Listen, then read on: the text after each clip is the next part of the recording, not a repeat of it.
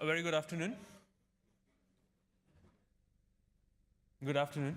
Okay, we have a very small number here, but we will still proceed as time is running out. So the next hosting session will be for the Asia Regional Representative candidates. And we have 3 candidates, which is Tausif Rashid Ahad from Bangladesh, Kasim Farasat from Pakistan, and Witranga Sachinda Dulanjana from Sri Lanka. So now I'll call upon Tausif, and each of the candidates, I think you're all aware that you're given 2 minutes. Yeah.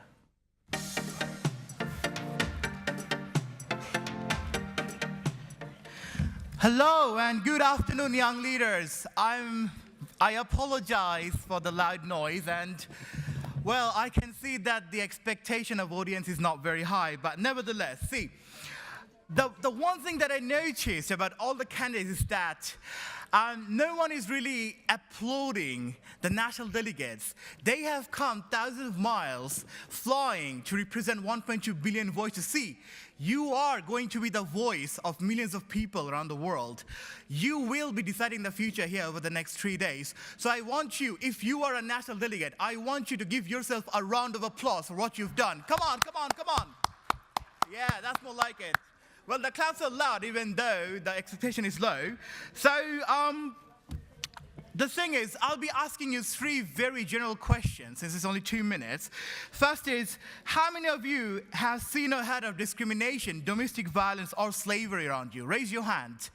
Raise your hand, because there's 2 there from Africa. Well, we don't have much from Asia, that's the problem. How many of you wished your education and employment system was as good as a developed country? Raise your hand. Raise your hand. Oh my God, everyone has great education then. Well, that's disappointing. How many of you could not start an idea because you did not have the money or the time or the training? Raise your hand. Okay, quite a lot right there. So see, based on all of that, I actually have 6 recommendations. See, my manifesto is quite big, so I'm not going to talk about that, but I'll actually push on the general side, which is, one is I Am Able campaign. So I'll actually push it really hard in Asia. I noticed that it's not very widespread in this region. The second one is Say No to Domestic Violence. It's going to be a new campaign. And the third is Commonwealth Against Slavery. This is also going to be a new campaign, which will be through mass social media. And then for education, there will be Asia Pass, Youth Parliament, ministry internships, and seed funds, hackathons, and accelerations. Thank you very much. That's the end of 2 minutes. Okay, thank you. Thank you very much, Tausif. So I'll call upon Kasim.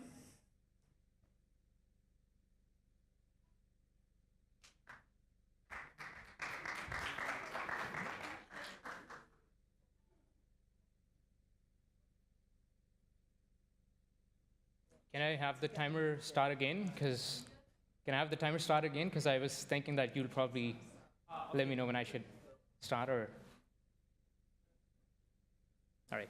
Your Excellencies, distinguished guests, my fellow respected delegates, ladies and gentlemen, a very good afternoon to you all. My name is Kasim Farasat, and I'm from Pakistan, contesting for the position of Asian Region Representative of the Commonwealth Youth Council. More than half of the planet lives in Asia, and more than a quarter are part of the Commonwealth member states in Asian region.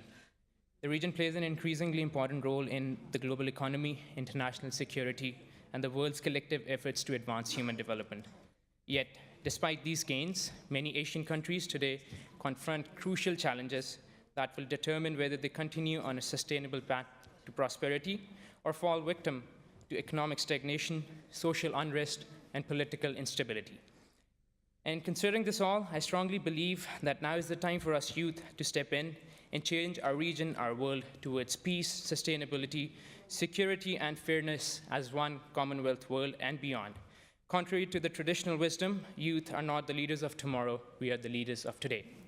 As I witness a great potential in the youth of the Asian region, I admit that we have not been able to unite and bond ourselves towards solving our common problems, sharing our common resources, and stepping up for our rights and aspirations.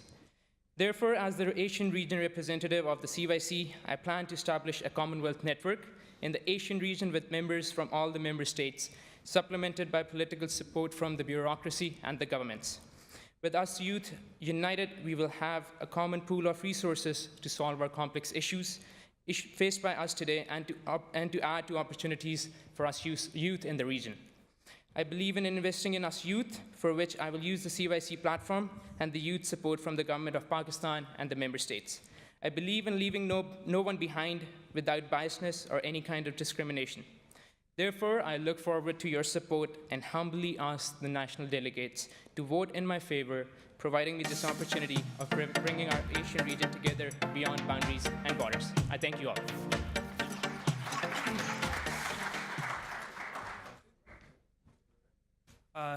Thank you, Kasim. Next, I call upon Sachinder.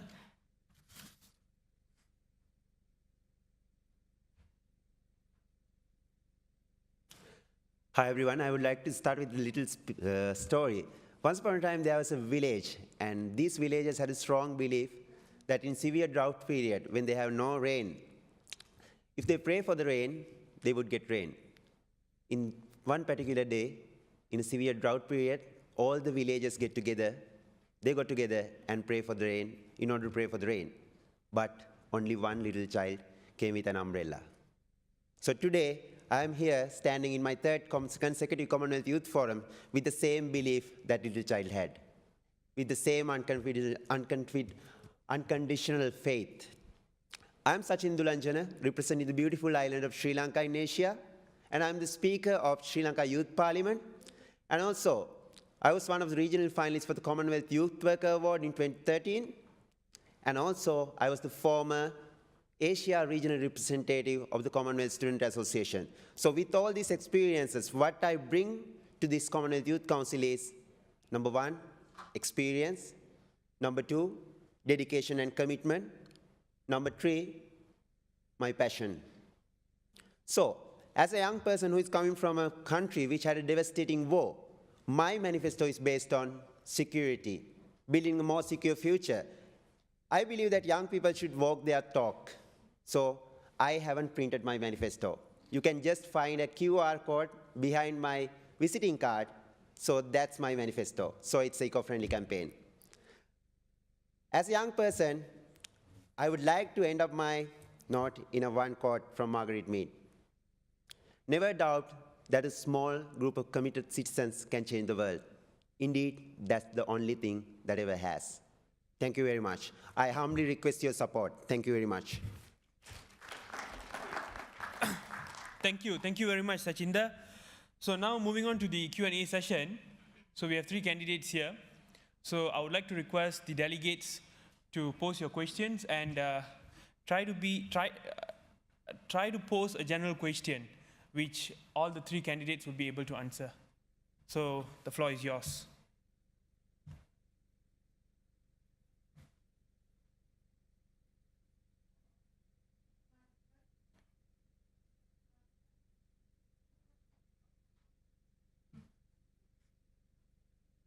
Okay, so I'm asking this as a national delegate, not as a candidate. So in a lot of international frameworks, Asia and the Pacific is bounded together. So my question to you is, because of the booming economies across of Asia and things like that, how have you factored in working with the Pacific as the Asian candidate or the Asian representative? In my point of view, it's all about building partnership. Not only Asia Pacific, I believe being the Asia regional representative means not only representing the Asian people in the Commonwealth Youth Council, but each and every one of you, no matter where are you from, maybe Caribbean, Pacific Islands, Europe, Africa, each and every one of you should feel that you have a presence in Asia through the Asian regional representative of Commonwealth Youth Council. That's what I believe. So it's all about building partnerships, maybe through National Youth Services Council, also maybe through other channels, maybe a non-governmental organization who can take the membership of the Commonwealth Youth Council. So that's what I believe, that's the way forward for the partnerships. Hi, Tamara. Excellent question. So I have, I think, already mentioned that there is room for us to learn, and as an Asian region, quite frankly, we haven't done really well in uniting ourselves together. And when I look upon the Pacific region or other regions in the world, they have done much better in terms of getting connected with each other. There's lots of support within the Pacific region, as I've seen in the last 2 days, how you guys have come together. Very unfortunate for us So I think it's a great opportunity for us to, first of all, learn from you, how you guys have connected yourselves so well together. And then, once we have picked ourselves up and we have united together, there is room for synergies, I think, with the economies booming and new opportunities coming up. We need to gel together and work together, again, sharing our common problems like global warming is one and so many other problems, right? So for that, first of all, we need to step up, bond ourselves together, and then move on and connect with other regions. Yeah, I'd rather use that. So Tamara, again, very good question, as both of them said. I'll be quite direct. So as you mentioned, that Asia is booming right now in terms of economy, and how can Asia work with the Pacific? See, when I think of Asia and the Pacific, I don't really believe that they're two separate regions. I really think that there should be a unity, because there's so much we can get from each other. The number one thing that I'll put is global warming and climate change. See, I'm from Bangladesh, and I'm one of the worst sufferers of climate change. Sri Lanka's going through that as well. We have Fiji, we have Samoa. So these islands actually suffer. I had my friends Elizabeth, they just had a cyclone and their parliament broke down just last month. So these are real things. Climate change is happening, but you don't see it when you're staying in London or when you're staying in the US, because out there you're just building industries and you're keeping on increasing global warming. So the first place where we can start partnership as booming economies is working together on ensuring that the waste is properly managed, and we build strong policies against wastage and smokes and carbon emission as well. Second thing, when it comes to economy, is money. Now in Asia, you see these two ways of flow. You see Malaysia, Singapore, and Brunei going very rapid and very high. And then you see Bangladesh, India, and Pakistan, they're also booming. But if you notice Malaysia, Singapore, they've gone way advanced. Singapore is one of the most advanced countries in the world now. And then if you see in the Pacific, Australia and New Zealand are doing great. But then you have Samoa, Nauru, who can do way better, But see, when I talk about that, it doesn't really have to be that you have to grow crops or you have to grow industries, because many countries don't have the land. So what Asia can help the Pacific there, and Pacific can help in Asia, is that Australia and New Zealand can actually help the South Asian countries in building those partnerships, getting those multiple billion-dollar companies. At the same time, countries like Singapore and Malaysia can actually use their technique, which is seaports, or make it a tourist destination. So things like that, which can actually be used in many of the Pacific countries. So I'm not going to make it very long. I just said 2 points. And so I think those are quite enough. But if you want to have a cup of coffee later on, I'll be there. Thank you. Okay, thank you very much. We will go for... It's okay, you can clap. Thank you very much. We will go for another question. One more question, one last question. Anyone? Right. Please, to the mic. How you guys happy to work further? Okay. Hello. Yeah. My question is, how you guys will help to work furthermore with national youth councils in our region, and how? I love that question, literally. Because there's a very strong reason for that. See, the fun part is, in Asia, we don't have an Asian Youth Council, number one. Number two, we don't have a Youth Council for Bangladesh, India, and Pakistan. Those are major issues, and youth are quite neglected when it comes to leadership in those countries.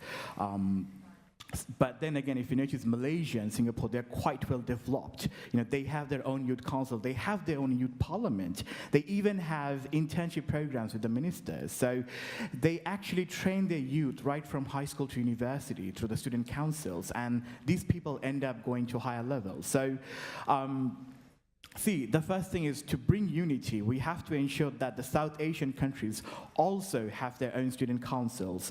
And to do that, we have to work with the government to make sure that the government understands the power of 600 million youths in India, then there's 180 million in Bangladesh, and so on and so forth. So we have to push with the government. The only way this works is when we build the infrastructure. This can't happen through private sectors.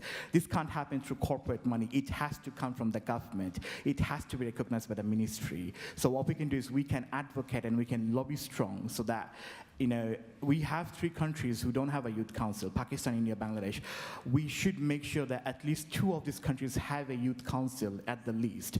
Now, just making a youth council doesn't mean that they're all successful about youths and all that. So another important thing is actually converging the young people with the experience. So that will only happen when you let these young people experience a life of true diplomacy. And I think that doing internships with ministries, or really working with Prime Minister or Minister of Foreign Affairs or Education Minister is a very good way to go. So I think that putting internships in ministries and perhaps also you can wrap it up. Yeah. sorry, and also.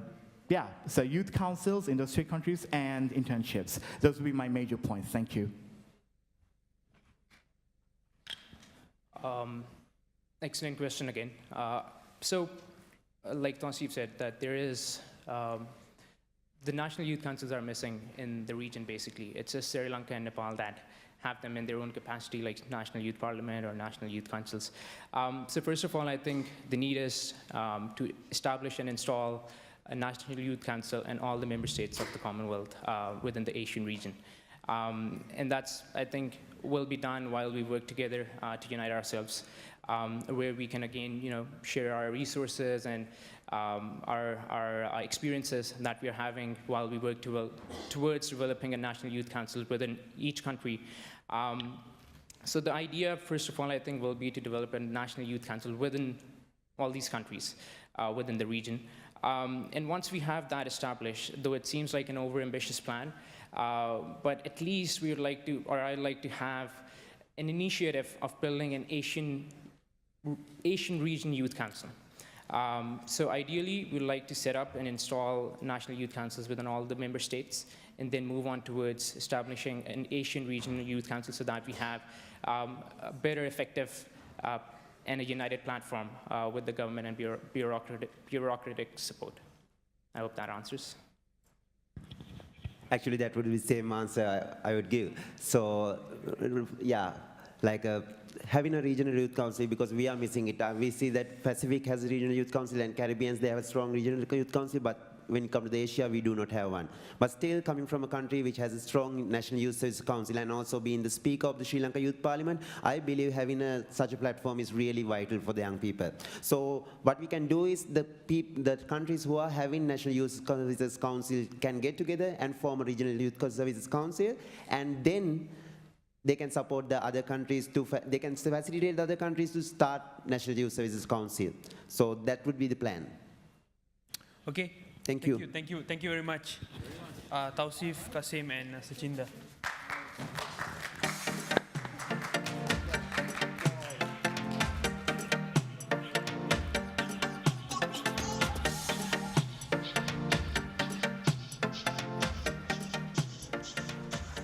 Thank you, Asia Regional Representative candidates. Now we would like to welcome on the stage the candidates for Africa and Europe representative, starting with Ms. Eunice Kilonoja. Joe.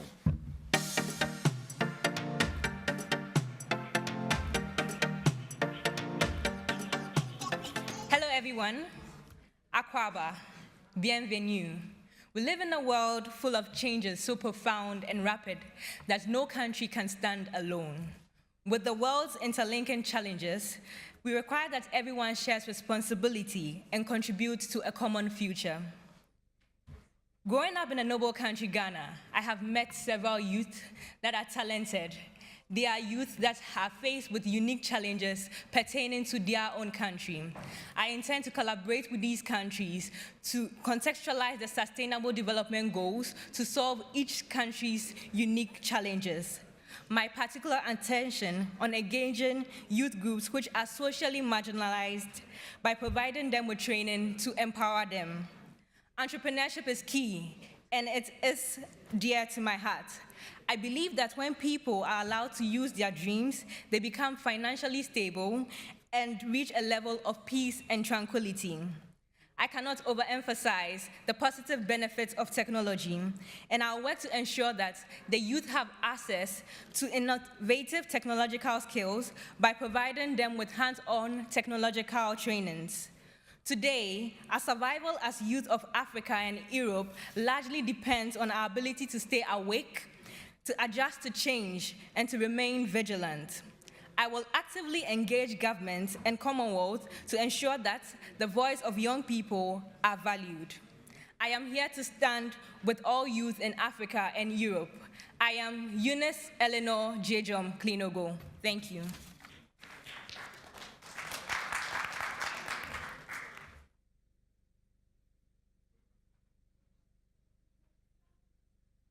So we want to welcome to the stage Ms. Eva.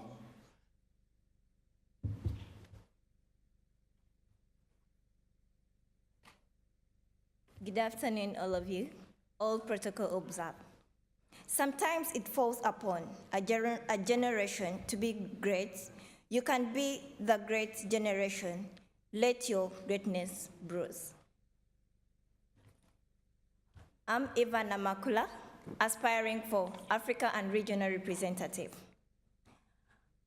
I'm a director and founder of Ignite International, a youth-led organization, a global youth ambassador representing ROI Africa, a participant and engagement committee chairperson of YALI. With your support and your trust, and working together as a team, I commit to accelerate job creation and enhance the ability of entrepreneurship for young people in Europe and Africa. I enhance to access quality and affordability healthcare services for all young people in Europe and Africa. This is quite a challenge for young people, whereby many young people can't access equal health services. Therefore, we can't reach the 1990 vision and also fulfill SDG number 3. I also commit to develop a skilled, talented, and comprehensive workforce for young people, to enhance talent identification and develop a means of stimulating social and economical well-being for young people. Through this, I'll respect, promote, and protect democracy for all young people. I'll exercise tolerance, maturity, and also respect others' decisions and also suggestions. We can change the world and make it a better place. It is in your hands to make the difference. Thank you so much.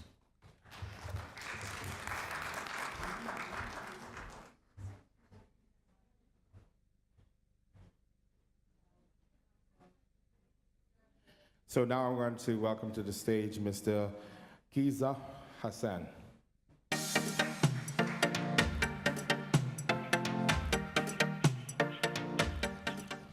Hello, great young people. Point of correction, I'm Kiza Saddam Hussein. I don't need a written speech to come and tell you the challenges that we face every day and the solution that we should come up with. Over the 7 years, I have worked with women, I've worked with children, I've worked with refugees, I've worked with street kids in Africa, both as a Commonwealth correspondent, as a Queen's Young Leader, as a change agent, but most importantly, as a concerned citizen of the Commonwealth. We all understand and appreciate that we have common challenges that bond us together, that we feel they are urgent and they need our attention. Those include climate change. We cannot stand idle and ignorant of the fact that island nations are on the brink of disappearing because of climate change. We cannot stand idle and inactive in relation to what is really threatening our future. We look at other investments which are happening which contribute obnoxious gases in our atmosphere.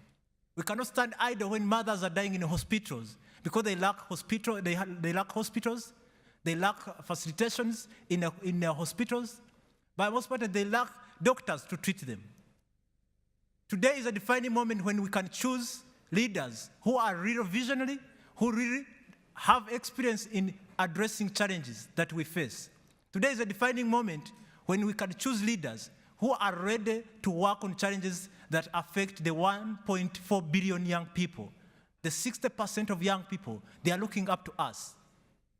If we fail to have the right leadership, then we shall fail them, and we shall fail their hope. They have hope in us. I have moved in Kenya. I met Odiambo, who told me that in Kenya, many young people are being radicalized into terrorism because they are unemployed. I told him when I come here, I'll tell the committee that we need funding through Commonwealth Bank and Commonwealth Youth Fund. Thank you. Thank you so much, Keita. Thank you, candidates. So we now move into our question and answer period of our session. So we'd like to invite the Senator of Nairobi County from the Republic of Kenya to ask a question, and then we'll go into an open question with all national delegates. Thank you very much. So the candidates, we've had your very good presentations. I wish you all the best. From all of your presentations, I haven't had anyone saying that you intend to work with lawmakers or your own parliaments in your own countries. How do you intend to implement these great ideas you have to domesticate them in your countries? And if you then see that you would want to work with them, how do you think you can do it? For whoever of you we choose to, or rather is chosen by the delegates to represent the region. Thank you. Thank you so much for your question. What I love most is to be a law-abiding citizen, but also have a countries or environment which have legislations that are really relevant and resonates with the challenges that we have in trying to solve them. As a lawyer, I've worked with different law agencies, I've worked with different law enforcers, and I've worked with policy makers. So, working with law enforcement agencies or policy makers, it's not something that is going to be new to me. It's rather a continuation of what I've been doing. And it is all about following the relevant laws, but also influencing the legislations of the laws that really brings out the issues and addresses issues that really matters to us. So it's all about continuation and following the relevant stipulated legislations that correspond with the Commonwealth Youth Charter, rather Commonwealth Charter, which espouses the values and principles that bond us. Thank you.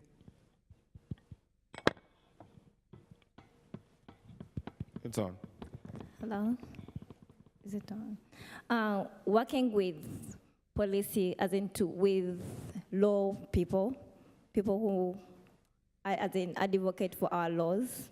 Actually, I happen to be an advocate and a specialist into advocating for human rights, more so for people live, as in for key populations. Working with them, it won't be new to me in my work area, despite the fact I'm not into law, but at least I've got the knowledge, and I think it's all about creating a common ground whereby we understand each other. Because even though you know all the laws and politics and policies, you people are the ones who make them, but you make them for the people who are on ground. Whereby we as the people you decide for or defend at any international level, we have to first find a common ground before even you pass out a law. Because let me give an example for access to equal health services. Some key populations are denied access to health services.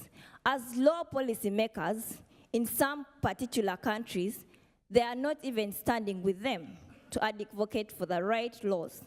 Therefore, I think me being in this position, we shall enhance and come on a common ground and to first understand these people so that we make sure the laws which are going to be guided and which they are going to be followed, they are really going to also work for them and also suit them than following already the laws which are existing and they are leaving some people behind. Therefore, me working with them, it means finding a common ground where everyone is not left behind so that we reach a common goal. Thank you. Thank you very much for that question. I believe we are all citizens of our countries and citizens of a continent, and we all have youth organizations in our countries.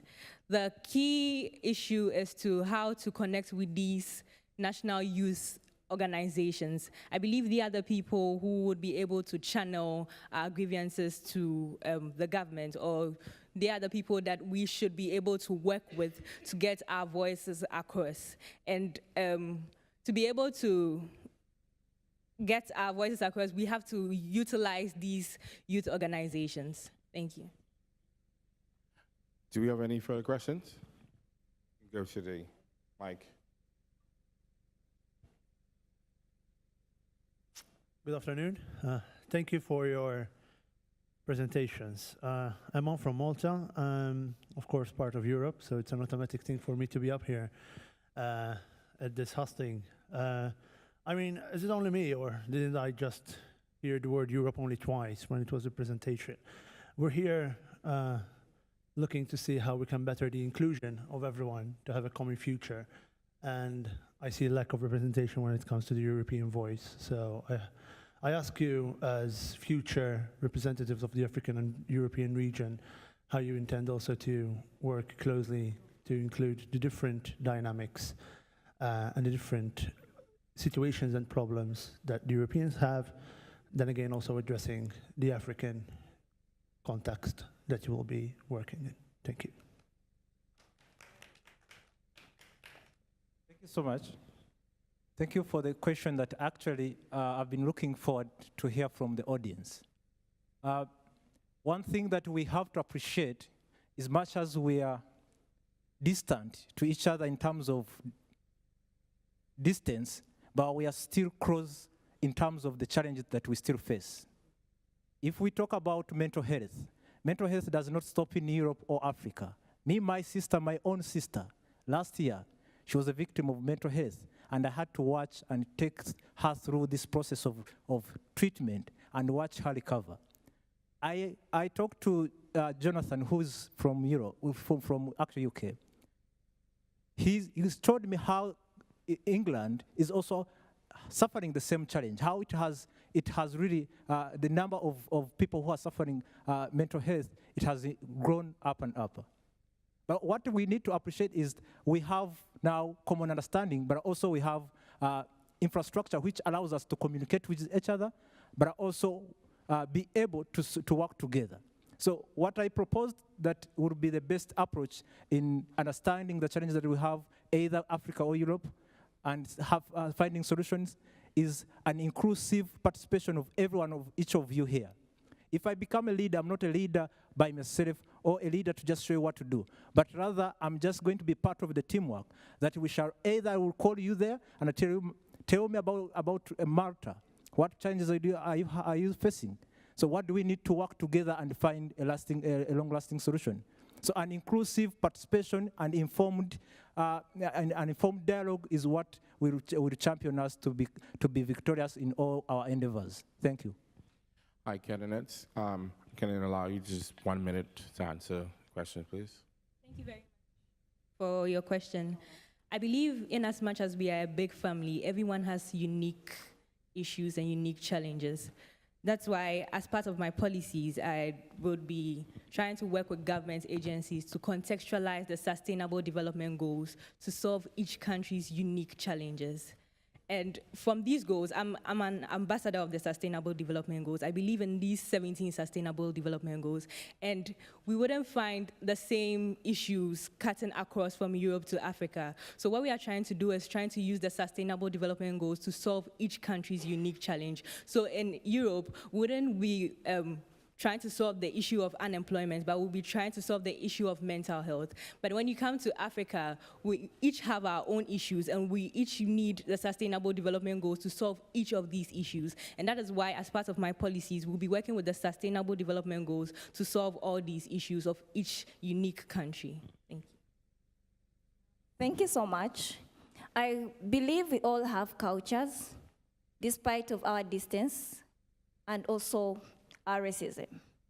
One thing I believe, Africa and Europe, we have to first find a common ground where we are going to be working together, because the challenges affecting Europe are the same challenges Africa is going through. But I want you to understand through culture, because we are embracing each other's diversity, whereby we shall I will learn how to understand a young person from Europe. And also this young person will understand a young person from Africa. Thereby we're embracing each other's diversity and finding a common ground of where everyone can be happy with, as in serving, and also with a prosperous nation. Through understanding each other and finding a common ground for everyone to participate and fully be involved, it's through culture and embracing each other's diversity without judging, without judging each other, because this is going to be like a platform for us to work together. Because Europe and Africa, it's just a distance. They are just borders. It's just water separating us. But right now, we have created a family which no one can separate. It's like we are fighting for our bread, and our father is Commonwealth. Commonwealth is not going to split into two. Therefore, we just have to come, embrace each other's diversity, then we go to our father, Commonwealth, like, Dad, we need such and such a thing, through diversity and embracing each other's challenge. Thank you. So we're going to get one more question. Hi, really quick question. What is your stance on LGBTI? Thank you.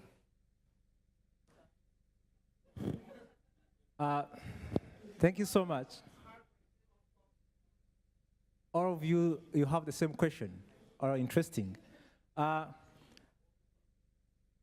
right. I stand here, or I sit here now as an aspiring leader of all the youth in the Commonwealth, regardless of what religion you belong to, regardless of what a faith you have, or tribe you belong to, or color that you have, or what you believe in or not.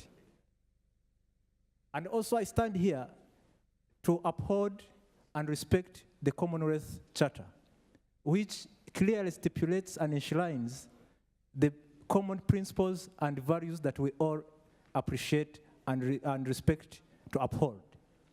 But all those principles and values, they are open to all the countries that feel they can be bound by them. And whichever principle is in dispute, a country can always opt to get out of Commonwealth.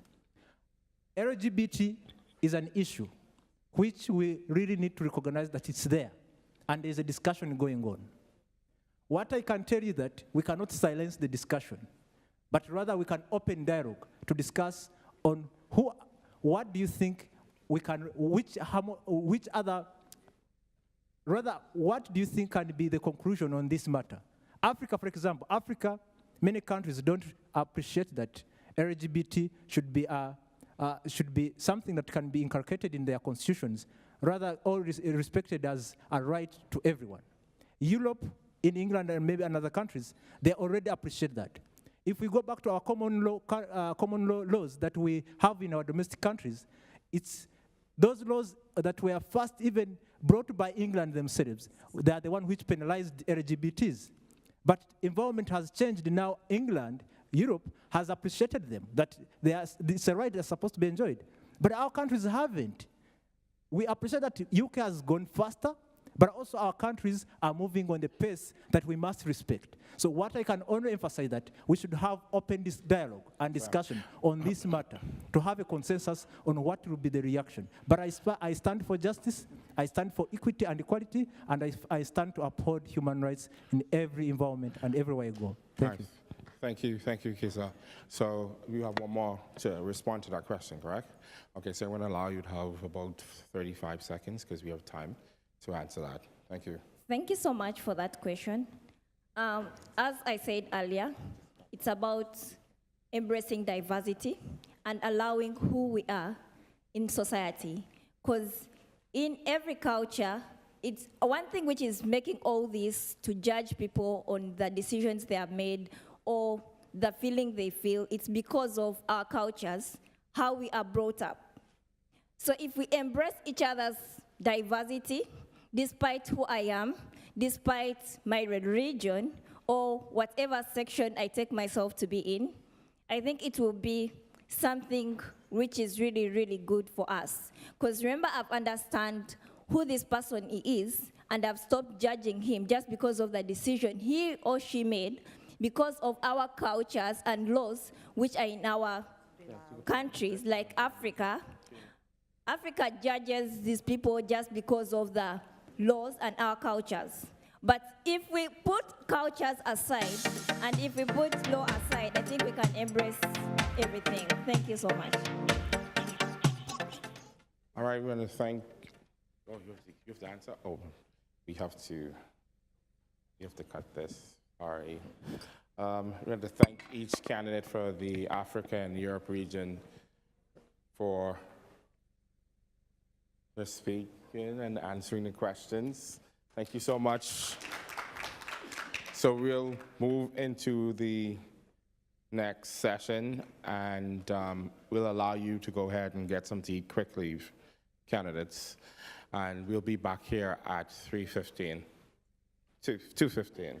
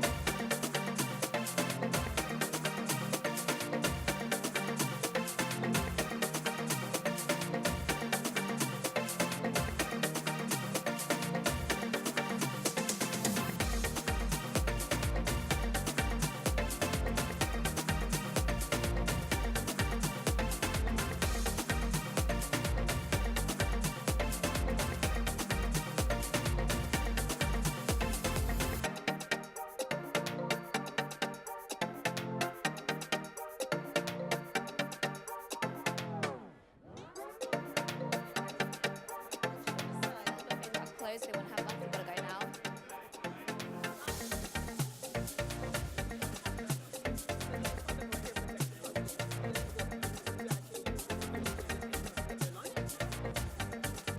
Ladies and gentlemen, if any of you are in the hustings and haven't had your lunch, they're just going to hold the buffet open very quickly for you to just grab some lunch before we start the next session, which is supposed to start 2:15.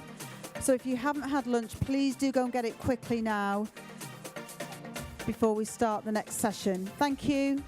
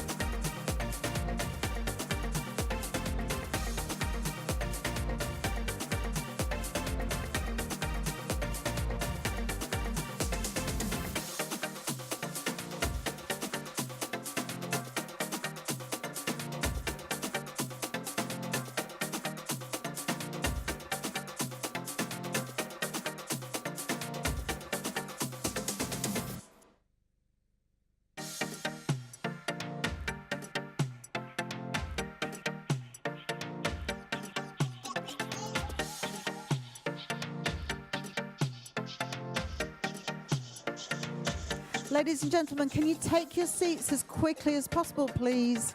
We're about to start the session.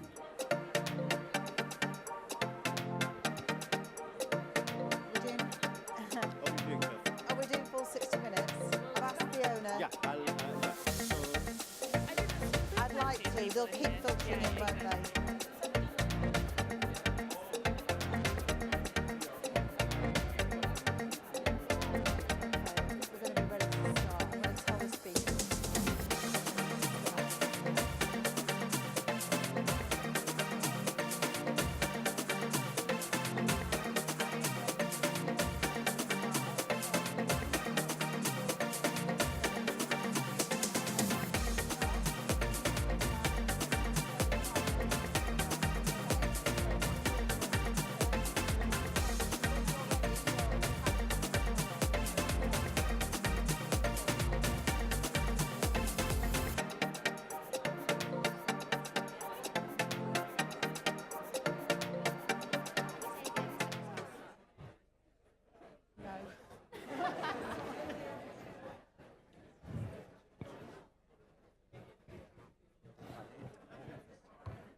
So you can sit here and then, perfect.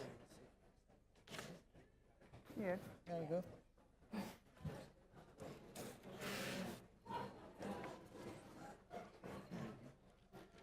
Hello, everyone. Are you fed? How do you feel? You guys sound tired. How do you feel?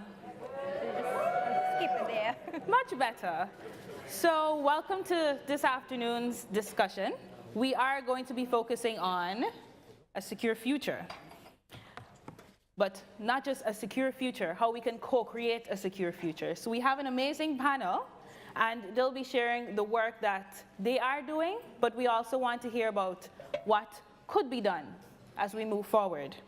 So my name is Tiffany Daniels. I am a member of the Commonwealth Youth Peace Ambassadors Network. They're my baby.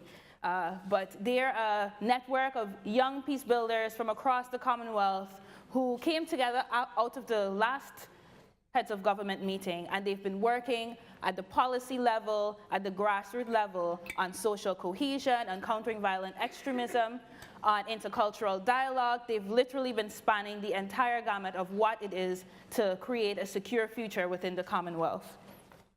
In this session, we'll be discussing the role of young people in addressing key emerging security challenges, including cybersecurity, promoting peaceful and cohesive societies, and countering violent extremism.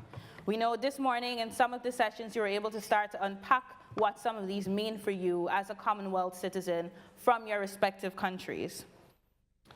I will also be having the panel discuss a key policy as it relates to peace and security, which is the United Nations Security Council Resolution 2250 on youth, peace, and security, which speaks to partnerships for involvement of young people in peace building.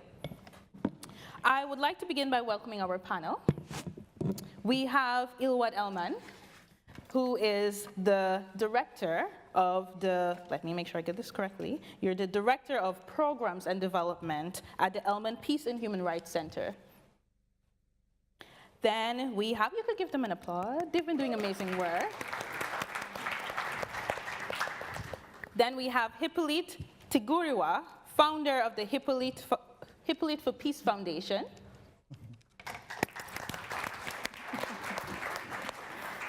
Then we have Saji Prelis, who is the Director of Children and Youth Programs at Search for Common Ground, but he's also the co-chair of the Interagency Working Group on Youth, Peace, and Security. And lastly, we have Anita Sohan, who is cybersecurity expert at the Commonwealth Telecommunications Organization. So we'll be hearing from an amazing panel.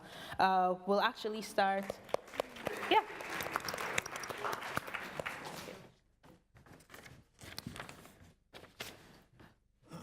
So we will be starting our discussion with Ilwad. And I guess my question to you will be, just tell us a bit about the work that you've been involved in as it relates to young people and how we can create a peaceful and more secure world, especially within the context of the Commonwealth. It's a very diverse space. Diversity is always, a conversation. It's the thing that can unite us. It's the thing that can bring us together. But it's also sometimes the thing that can divide us. So what are you doing, and how do you think young people can even step further into creating a more secure Commonwealth? Well, thank you very much. Good afternoon, everyone. I'm very excited to be here. I'm joining you from Mogadishu, Somalia. So as you had said in the introduction, I work as a Director of Programs and Development at the Elman Peace Center. And Somalia is, I think, provides a very interesting case study of what to do and what not to do to build peace globally. And just to give you a little bit more information about my context, it's a place where we have aerial drone strikes, the intelligence-driven missions. There's support to build the capacity of the military and other security forces, which the international community, including the United Kingdom, is very heavily invested in. There are efforts on the legal framework that are currently underway in the form of counterterrorism bills that are being developed.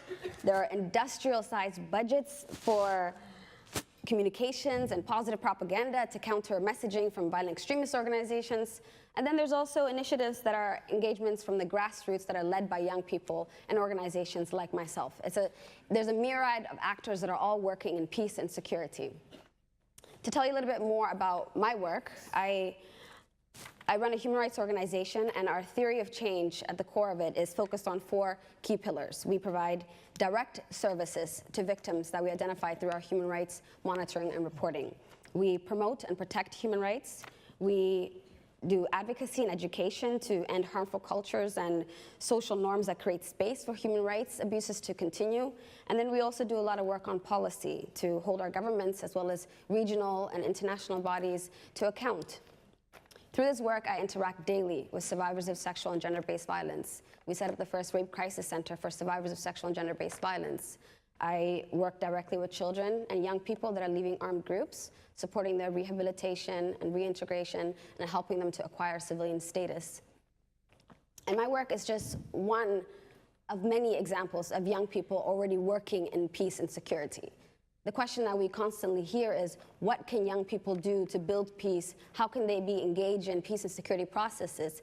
But I believe that's the wrong question. Young people already are in this space and leading, actually, and solving some of the seemingly intractable conflicts of our world. I'm a member of an initiative called Extremely Together, which is an initiative of the Kofi Annan Foundation, where I and 9 other young people under the leadership of Mr. Kofi Annan have developed a CVE guide, which is actually looking at the role of young people in these processes, and actually detailed it through this guide of if young people are from business, from arts, from governments, but have an interest in building peace and creating more enabling and progressive societies in their home countries, that they can use this guide to actually have a step-by-step approach to get involved, and it's available online. But through this initiative, I've also had the opportunity to facilitate conversations on peace and security with young people actually working in the field. Last week I was in South Sudan, and I had the incredible honor of meeting young people that are at the front lines, that are involved in peace talks right now and leading in this space. So again, young people already are credible actors in this space.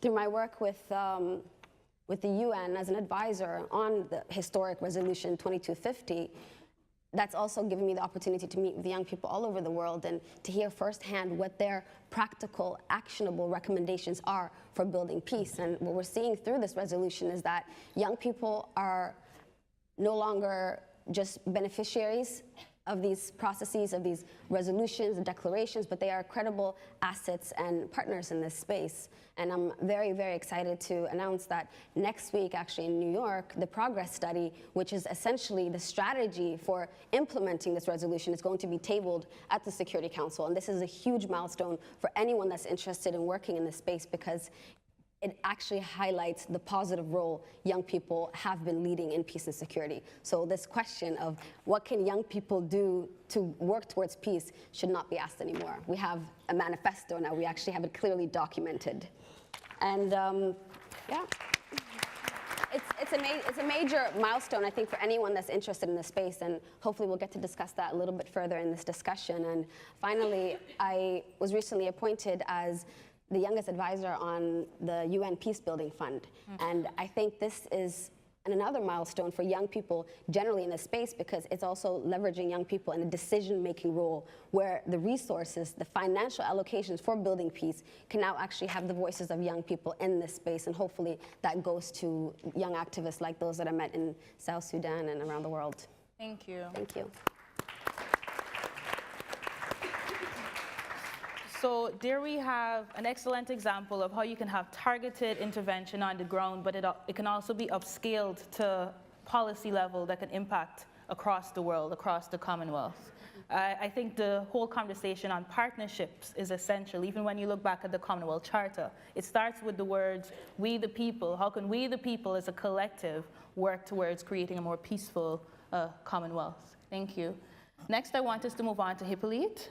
You're one of those young leaders who, you show that it's not what we can do, it's what we actually are doing. So could you tell us a bit about the work that you're involved in, and how do you think it could be a model for the Commonwealth? Thank you.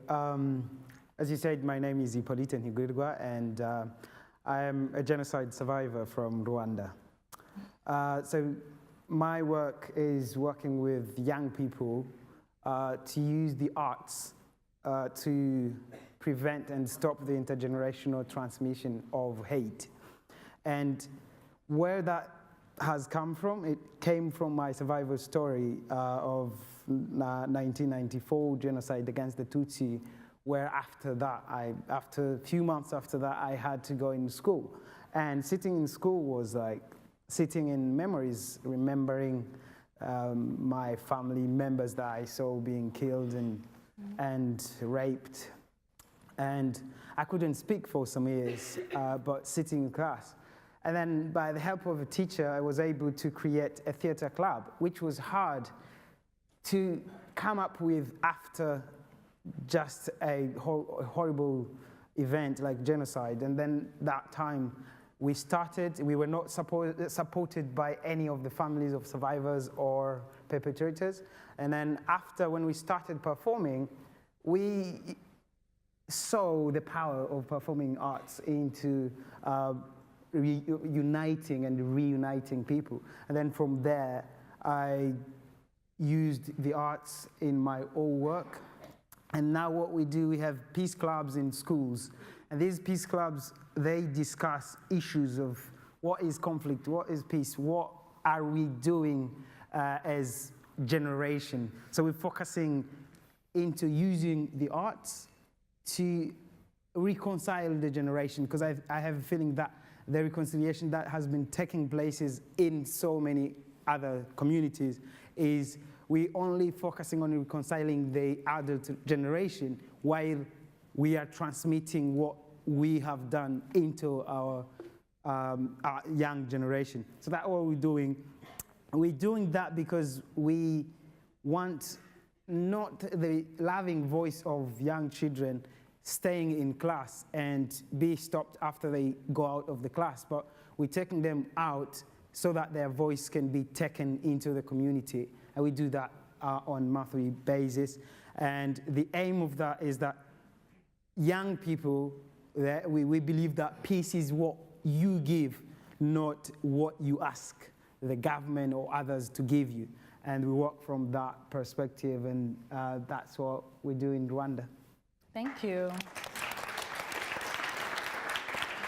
That empowering approach, whether it's through the arts is a very strong and dynamic tool that you can use to get people to express their challenges, but also their dreams as well. That's amazing.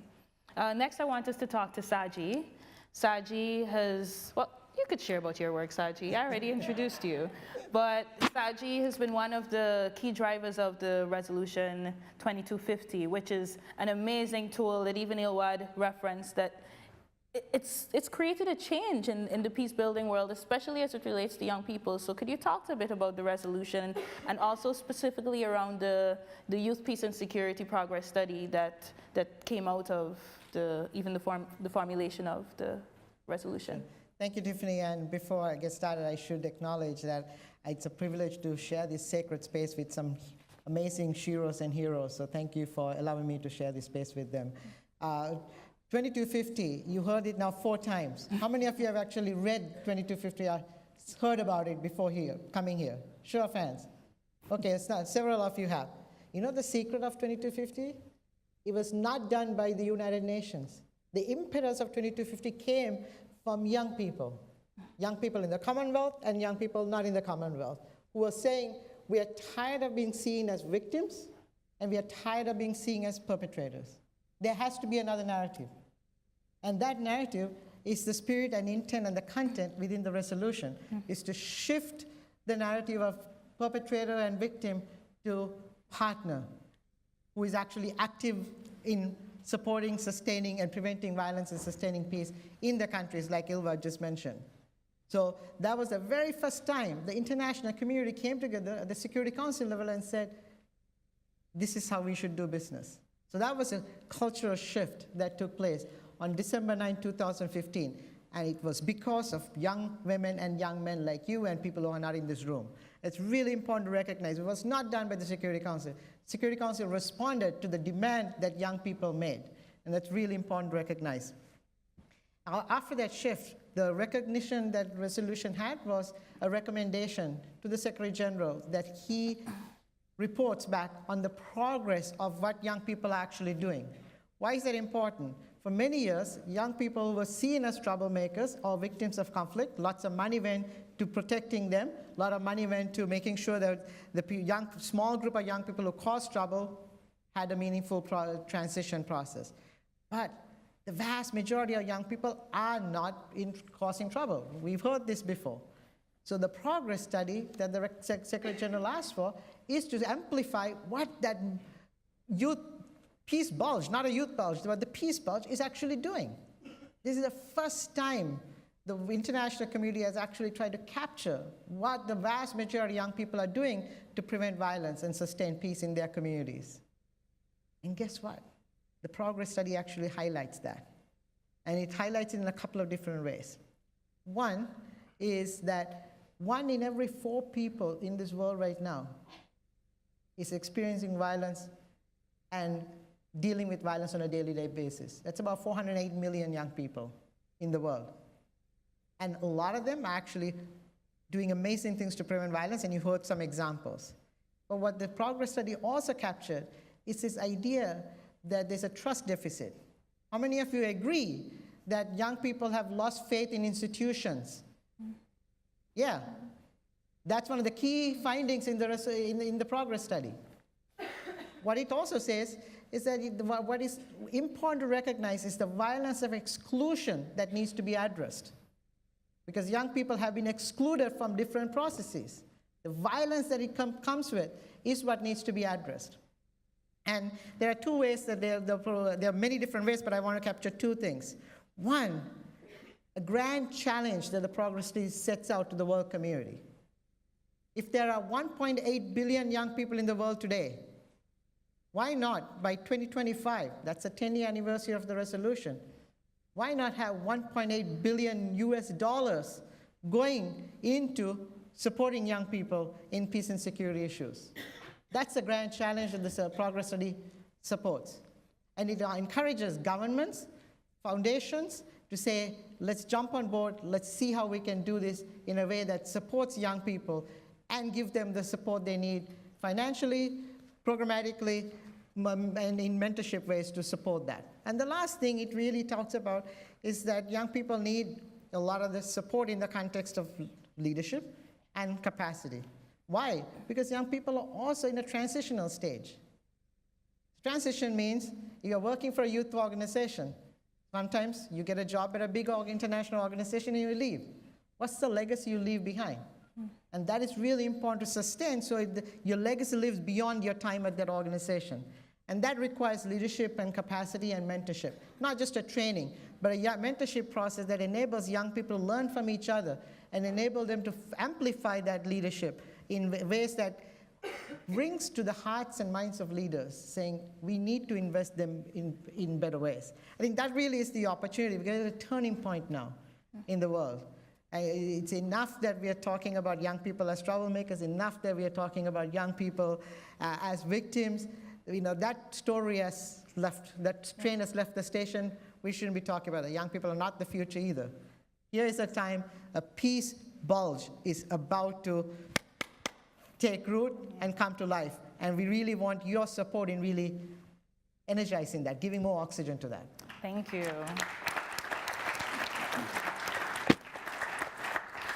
So the resolution exists. It's just for us to use it as a tool. It has all that we need as it relates to peace building and creating a secure future. So far we've heard about policy, we've heard about self-mobilization and using the arts, we've heard about taking an idea to tackle an issue head-on from the local to the national to the multi-country. But one tool that we don't really talk about as it relates to security is the element of cybersecurity. It could be, the internet could be that tool that we use to bring all of these things together that we can use to share and partner. I'd like to ask Anita to just talk a bit about the work that she's involved in with the CTO and how have you seen young people get involved in using the internet as a tool, and how can we be better at it for security? Good afternoon, everyone. So one thing I will mention, cybersecurity isn't explicitly stated within the UN Resolution 2250. That being said, cybersecurity is key to achieving peace and security and also to achieving the Sustainable Development Goals.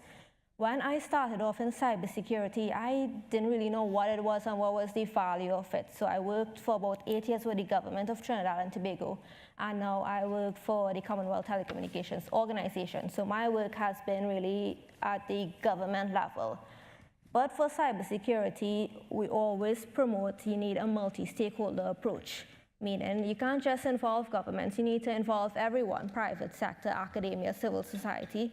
But I really hear, we need to involve youths themselves. So one key thing in terms of cybersecurity is to promote a culture of cybersecurity, which is what we try to do. And having countries have strategies which focus on two aspects when you speak about culture. One, how do we protect young people online? What type of training, what type of awareness programs do we need to implement? And also, how can young people encourage each other to be safe online? Because cyberspace, it's a great tool. It promotes a lot of benefits. It helps us learn, it connects us all, and it helps us innovate. But there are so many dangers online that young people, everyone, not just young people, need to be aware of. from how do you protect your personal data online to how do you be aware of the threats like persons use the internet as a tool to recruit persons for terrorist purposes or to radicalize someone, and how do we really get those strategies on the ground to keep our young persons safe. Then the second one is how do we build capacity among young people? How do we provide digital literacy? There are so many programs when it comes to ICT. Some countries have taken the approach where you give persons laptop when they enter secondary schools, but do we really train them or give them the skills to go into programming, to go into IT, to build that technical capacity that we all need and that governments need, and to lessen the space within that skills gap. So that's the two main things. And one thing that I will say is that while we recognize the need and the value of young persons because of your creativity, because of the innovation, young persons also, I think, have a responsibility to let your voices be heard. Don't just sit around and wait for governments to come and approach you, because the reality is that sometimes governments don't tend to include young persons in decision-making processes and to get their opinions in terms of national policies and legislations. You have so much power, get together, participate in local communities, local internet society chapters, just find out what's going on, what's taking place, and have your voices heard. Like, show what you are capable of and encourage that multi-stakeholder approach and that communication between yourselves and the decision makers at a higher level. Thank you.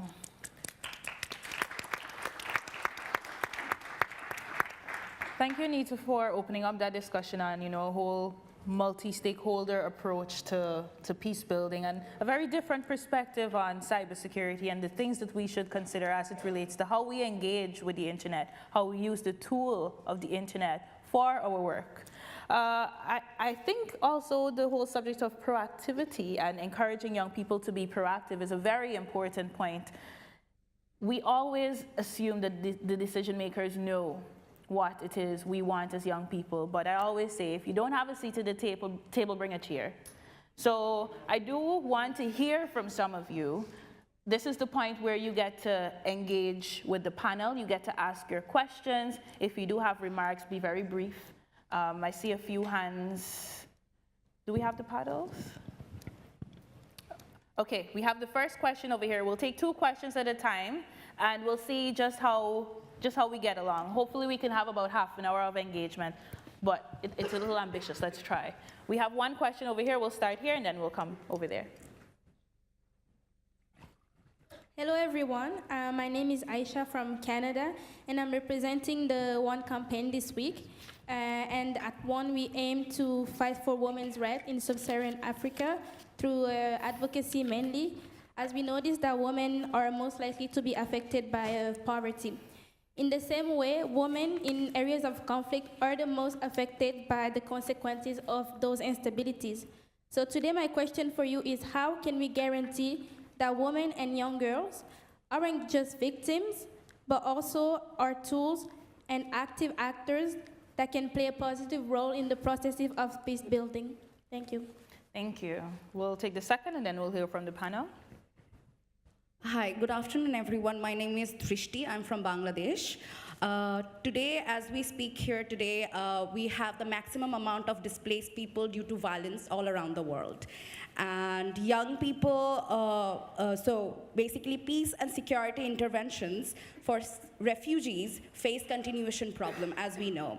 And peace building and development needs to go hand in hand. So my question to the panel is, how do you think humanitarian and development organizations could act in changing the situation of young refugees in camps, with specific example from Rohingya refugees in Bangladesh right now, where they are living with uncertainty, where none of the involved nations have an incentive of taking them in, and hence, state would discourage having long-term programs operate in those areas. So how do you really go in and make a sustainable change in those refugee camps? Thank you.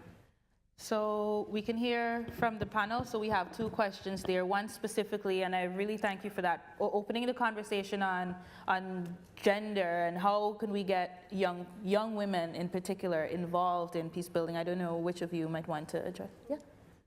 I can address that. Thank you very much for that question. I think it's very important that you raise that because there are various resolutions on women and their role in peace and security. The most notable one being Resolution 1325, which discusses in length the participation and protection of women and girls in peace and security processes. However, this is a resolution that I think now it's the 16th year that it's been around and celebrated. 17th? 18 now. 18 now, okay. 18 years of this resolution that was lauded as historic, as a milestone, the first real document that talked about women's role. However, what I found is that we're celebrating the fact that this resolution existed instead of the number of women that have been engaged or included in peace and security processes as a result of it. So what's interesting about 2250, the Youth Peace and Security, there isn't much on gender specifically in the resolution, and this is a limitation. No document will ever be complete, as Anita had mentioned that there's no explicit mention of cybersecurity, but it is an entry point. And what we have as an opportunity now to use Resolution 2250 for is to build off of the limitations from 1325. To ensure that young women are at the forefront of peace and security processes, that we have a very specific identity outside of women and outside of youth. Because I find that even as a young woman myself working in this process, that young youth usually means young men, elite male. Women in the peace and security agenda usually means older, elite women. And in my context, in Somalia specifically, if I'm at a negotiating table or I'm in a very hard security conversation, if there are older women peace activists, you get drowned out and silenced, and you fit into that box that Saji had painted of young people being victims right away. So the Resolution 2250, which focuses on youth in general, also is an entry point for ensuring that young women actually do have a visible space in leading the change when it comes to peace and security. Thank you. Can I just add one thing? I think one of the things that I'm personally tired of is leaders who want to implement the policies. We know already that the policies and the papers are already oppressive. So if you are being, I think there is campaign of people who want to be voted for going on. If you want to go into these policies for just following them, then we already know that they are oppressive. Some of them are oppressive for women, for disabled people, for different marginalized people. So the starting point is, as leaders here, let's go and be the leaders who change those papers and policies instead of being the ones who follow those already oppressive papers and policies. And from there, then we can start challenging these existing policies, which combines what you were talking about, women and young girls. Yeah, thank you. I think what you're both covering is the fact that as young people, we need to demand our space, and we need to be that change. I know it sounds, it's the rhetoric, but we actually need to be that change that we are asking for, that we want to see, and if the decision makers don't want to, then what are we prepared to do about it? I'd like, if you're going to respond, Saji, if you can focus on the question on the refugee. Thank you. Give me the difficult one, huh? As usual. So I'll connect both questions actually. One of the mistakes the women's peace and security movement made was focus so much on women and neglect young girls. But also, they missed the young men in that process. So as youth peace and security leaders, what we are trying to make sure is that when we think about gender and conflict and violence, we don't actually think of this as young girls are the only ones who experience violence. 1 in every 5 young men are sexually violated during times of conflict and war. We need to be making sure that is part of the conversation too. So this gender and violence thing has to be really thought through and make sure that this is not just about, especially about girls or boys, it's about societies and how do you get them involved. And this goes to the second question. Especially in a humanitarian crisis situation, funding goes to the short-term issues, food, water, shelter. Unfortunately, the shelter might be longer than the emergency funding that requires. So as advocates, one of the things you need to think of is how do you sustain the funding beyond the crisis, beyond the immediate needs. And here in the camps, who are the champions, the unsung heroes and the loud voices? How can you get them to actually find constructive ways to think about things to do? The immediate level, safe spaces for children, right? And play. But at the same time, other things that they can do to address the grievances, because in the camps itself, there's a lot of tension between the different communities itself in Bangladesh. So how do you get them to think? And here, I think, is an opportunity for young people, because often we think about this as, oh, the UN is not doing this, it's that. It's always very adversarial, right? Why don't we change the narrative and have a constructive relationship with the different governments, the different donor agencies, different humanitarian communities? Let's have a different conversation from a human-centered sense, not the political sense. We often, bring back the humanity in these situations. I think that's an entry point to bring to the heart of people as opposed to the mind. When it's in the mind, it's always the ego and the fear and the frustration and the politics. Hit to the heart, and that's where you can actually start creating some openings in a more constructive way. That's the easy answer to a very difficult question. Thank you. It's an opportunity that we sometimes miss. Thank you. We'll take 3 questions this time around. I don't know where the paddles are.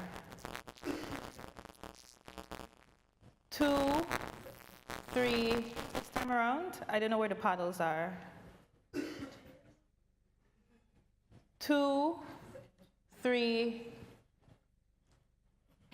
Okay. Gabriella? Yeah?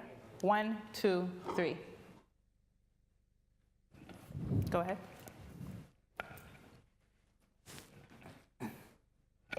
Good afternoon, everyone. Gabrielle Hilton from Jamaica. My question is for anyone on the panel. Oftentimes, the discussion surrounding peace stems from a place of arguments in relation to violence, extremism, or terrorism, or ethnic cleansing. I want to know from your research, what would you suggest for other countries in the Commonwealth who have more localized crime issues, gang violence, etc.? What kind of initiatives, for example, have you seen your own people or in your own experience embarked on that you think would be prescription for those countries? Thanks. Thanks. And the next question? Hello, I'm Josephine Pango from Malawi, and my question is specifically for Anita or anyone on the panel, specifically to do with the rising cases of cyber violence and cyber harassment online. And I wanted to know, in your experience, do you feel like this is getting enough attention on the international scale? And you have talked about different ways in which young people can get involved, but then how do you recommend could be the key channels in which young people can get involved in tackling cyber violence? Thank you. 3? I'm Alusine Diamond Swimmer from Sierra Leone. I just want to ask a question regarding ICT and cybersecurity. The use of social media is increasingly active across the African continent, and it has been used as a tool to wake up the change narratives that we're experiencing now in terms of political governance and the like. In my country, young people actually use it to oppose government or charge government youth-led accountability, and it's a whole Cold War going on, a kind of a third world war. How can we, or what can we do to use this as a tool for peace rather than as a violence platform? Thanks. Okay, I think we can actually take one more before I go to the panel. I think we missed 4, but yeah. Hello everyone, my name is Chiranti. I'm a nominee for VC and Inclusion of Engagement. This question is very specific actually, and perhaps stemming from my country's experience. When we speak about the youth, we focus on the youth as a very age-based consortium, where we say, for example, they're from 15 to let's say 24. That's the UN definition of it. But in countries like Sri Lanka, we have a very wide definition from 15 to 29, so that actually encompasses youth in secondary school and some who actually have, who are parents with 2 kids. So when you focus on the youth as a very, age-based consortium, are you not generalizing them per se and not perhaps including the diverse needs that you have across the board? So if by any chance this age definition is not effective, how else do we recognize the definition for youth? Thank you. Thank you. So we can start from Anita, because there are 2 questions directly on cybersecurity. So is it being paid enough attention? How can young people become involved? And well, what are those channels? But also how it can be used as a tool for accountability and peace. So in my honest opinion, I think there's a lot more that could be done in terms of cyberbullying and harassment. I think almost every country around the world faces those challenges, and I don't think there are enough discussions taking place on what could be done to address those. There's been a lot of talk about wanting to have strategies on child online protection, but I think there's a lot more that could be done, and to also you look at different sectors, there's a responsibility that the governments have, there's responsibilities that, schools should take in terms of educating students, and also parents. Parents need to promote values within the household, but then there's also a requirement to make parents of activities that takes place online, and while there's good that could come out of it, there's also the bad. So how do we use the internet and particularly social media to promote good? I think we need to use that don't share, frame this properly. It's not, use it as a tool for good. I think young persons, because we use these platforms so much, we have a responsibility to promote values, to promote cooperation, to promote inclusiveness and acceptance and tolerance amongst each other, and to showcase, if you think there are good projects or there's someone doing good work, to highlight those and to bring persons together. Use it as a platform, a tool to communicate with each other, and to get together and to come up with, whatever policies, whatever recommendations you think might help you and might help the challenges that you face, and use that to bring it to a higher level, at the political level, where you could see some change taking place. Thank you. Thank you. And just to add to that, I do know there are some amazing young people in the room that have been doing work around digital literacy for young people, on promoting, not promoting hate speech, but combating hate speech using online means. So it would be really good for you to keep sharing some of those examples, even as you go into your discussion sessions. I do want to turn to the question on violent extremism that came from my colleague from Jamaica, because I think it's a very important issue. I know oftentimes when you go to the different countries within the Commonwealth, where, especially in the Caribbean and the Pacific, we're like, violent extremism has nothing to do with us. We have other issues as it relates to peace and security. So how do you respond to her question? What have you seen? What has your research showed in terms of to what extent VE exists in all parts of the Commonwealth? And also, what are some of the good examples that you've seen of fighting, let's say, gang-related conflict, or things that might necessarily be violent, but it might be extremism? So I don't know which of you might want to lend your perspective on that. We could start with you, Ilwad. Yeah.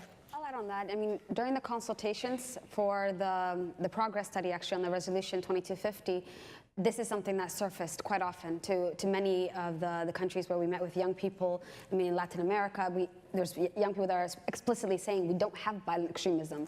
And to them, at that time, they associated violent extremism to terrorism and specifically not even just right-wing extremism, but terrorism, jihadi-based and faith-based. So, but they did identify gang cultures and gang problems as a major violent issue in their communities. And what's great about this resolution is that it's looking at all different typologies of conflict. And that is not only limited to violent extremism in the sense that has been bolstered through international media. It does include gang violence. It does include even state hostility and police brutality, as some of the conversations also surfaced in Northern America.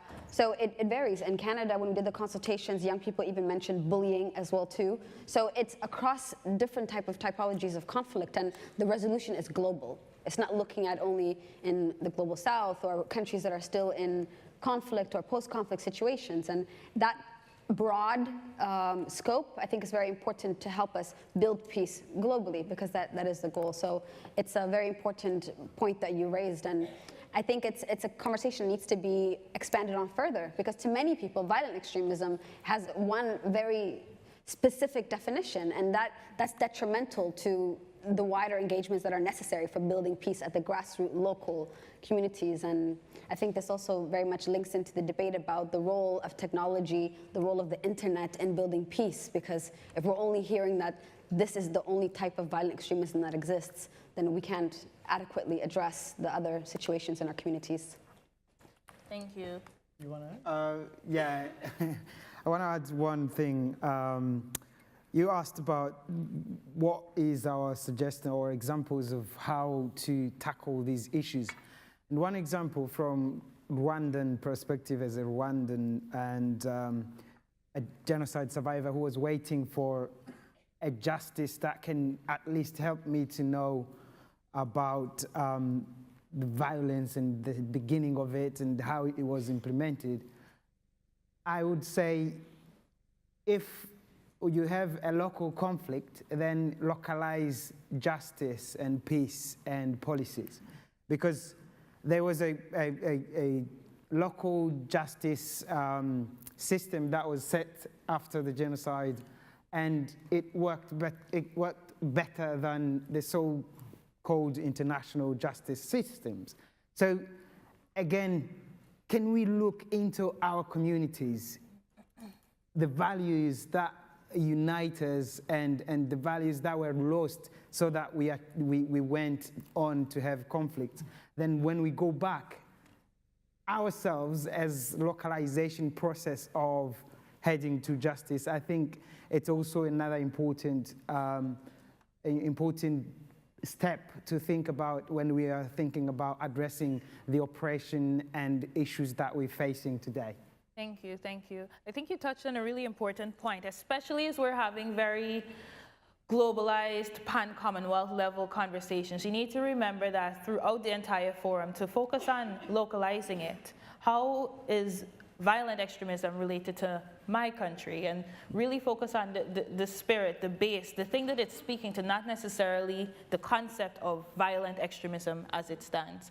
I know we have, it could be interpreted in so many ways. We have examples such as Hyppolite, who some of you may have met as a previous Commonwealth Young Person of the Year, who's working in the prisons in Cameroon, teaching them entrepreneurship skills. So the work could be varied, it could be varied. So the important thing is to keep figuring out how you can localize the context and also adapt and upscale the work that's been going on in other parts of the Commonwealth. Saji, before we take about 3 more questions. Very briefly, I mean, it has created this conversation about violent extremism. You know, it's not a new thing, but it has created a policy panic. And the policy panic has really misguided us into misunderstanding what this means. The peacebuilding community has been addressing these kinds of issues for many, many generations. Now the violent extremism groups are suddenly think that's a sexy topic, that's new. But really, it's about addressing root causes of conflict that is supremely local. How can young people be felt like they're part of the community? How can they feel like they're sheroes and heroes who are being recognized as part of the society that they're living in, instead of feeling like the violence of exclusion that the progress study talked about. So it's about creating those spaces and at a local level. But I've also wanted to quickly touch upon the question about age. You know, at the end of the day, we can't really lump young people into a big lump stuff. Right? At a policy level, the resolution looks at 19 through 29, but recognizes 15 through 18 is also part of that process. In there, we want to make sure that a 14-year-old or a 16-year-old doesn't have the same life experiences as a 23-year-old or 29-year-old. So for us as responsible practitioners, we need to design our programs in a way that elicits age-appropriate answers to make sure our programs reach different age groups, do our programs resonate with different age groups, and through that resonance, is it eliciting different responses because of that? So reach, resonance, and response. Measure those things in your programs when you design them. Be deliberate about it. So that way you can understand at different groups of ages how your programs are touching their minds and their hearts, and what kind of responses are they eliciting. I think that's responsible but quality programs if you want to design them well. Thank you. Thank you. So we can take 2 more questions before we wrap up. I see many hands. Okay, we can take 3 questions.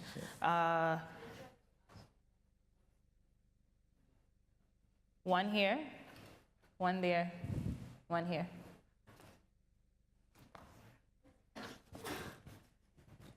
Hello, everyone. I'm Samantha Shurprashad, all the way from Guyana. So my experience working with young people is that I found that a lot of them are not aligned to peace. They're not at peace with themselves. And if we are to wanting to create peace right now, we need to start with the self. Is there any policy or any infrastructure or anything or any program that is happening to create peace or to teach young people peace building within our school system? Because growing up, we're taught maths, how to add, how to subtract, but we are not taught to create peace. We are not taught how to build peace. So we don't really know how to create, how to build peace. So if we're not taught that, we're not gonna do that. Thank you very much. Thank you.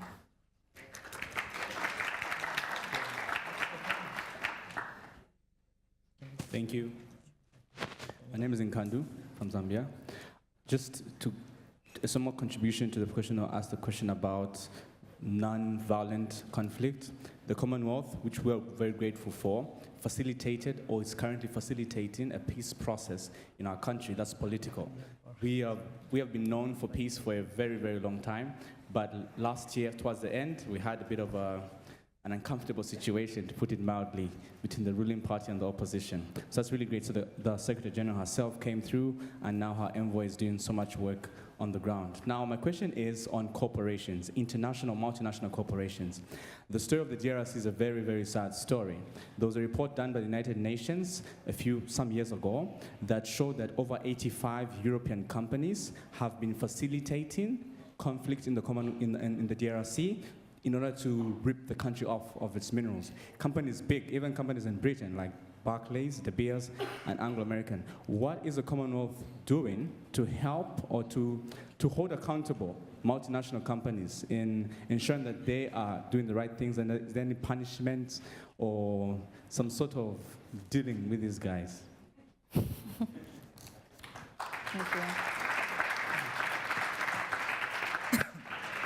you. What I'm gonna do,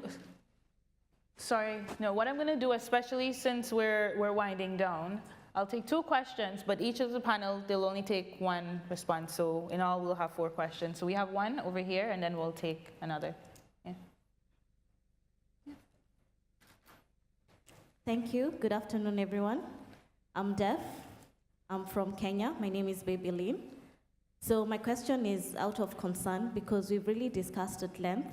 And since you're focusing on a secure future for all, sometimes the disability tend to get forgotten, especially the deaf, because all this communication is always through mainstream channels, and yet the deaf use visual language, which is sign language. Have you thought of including these policies in terms of visual languages for them to understand what's happening? Since I feel that even like in my country, the deaf youths who are jobless can be exploited to join into this gang-related because they don't know what's right and what's wrong. So maybe this could be taken into consideration. Thank you. Thank you.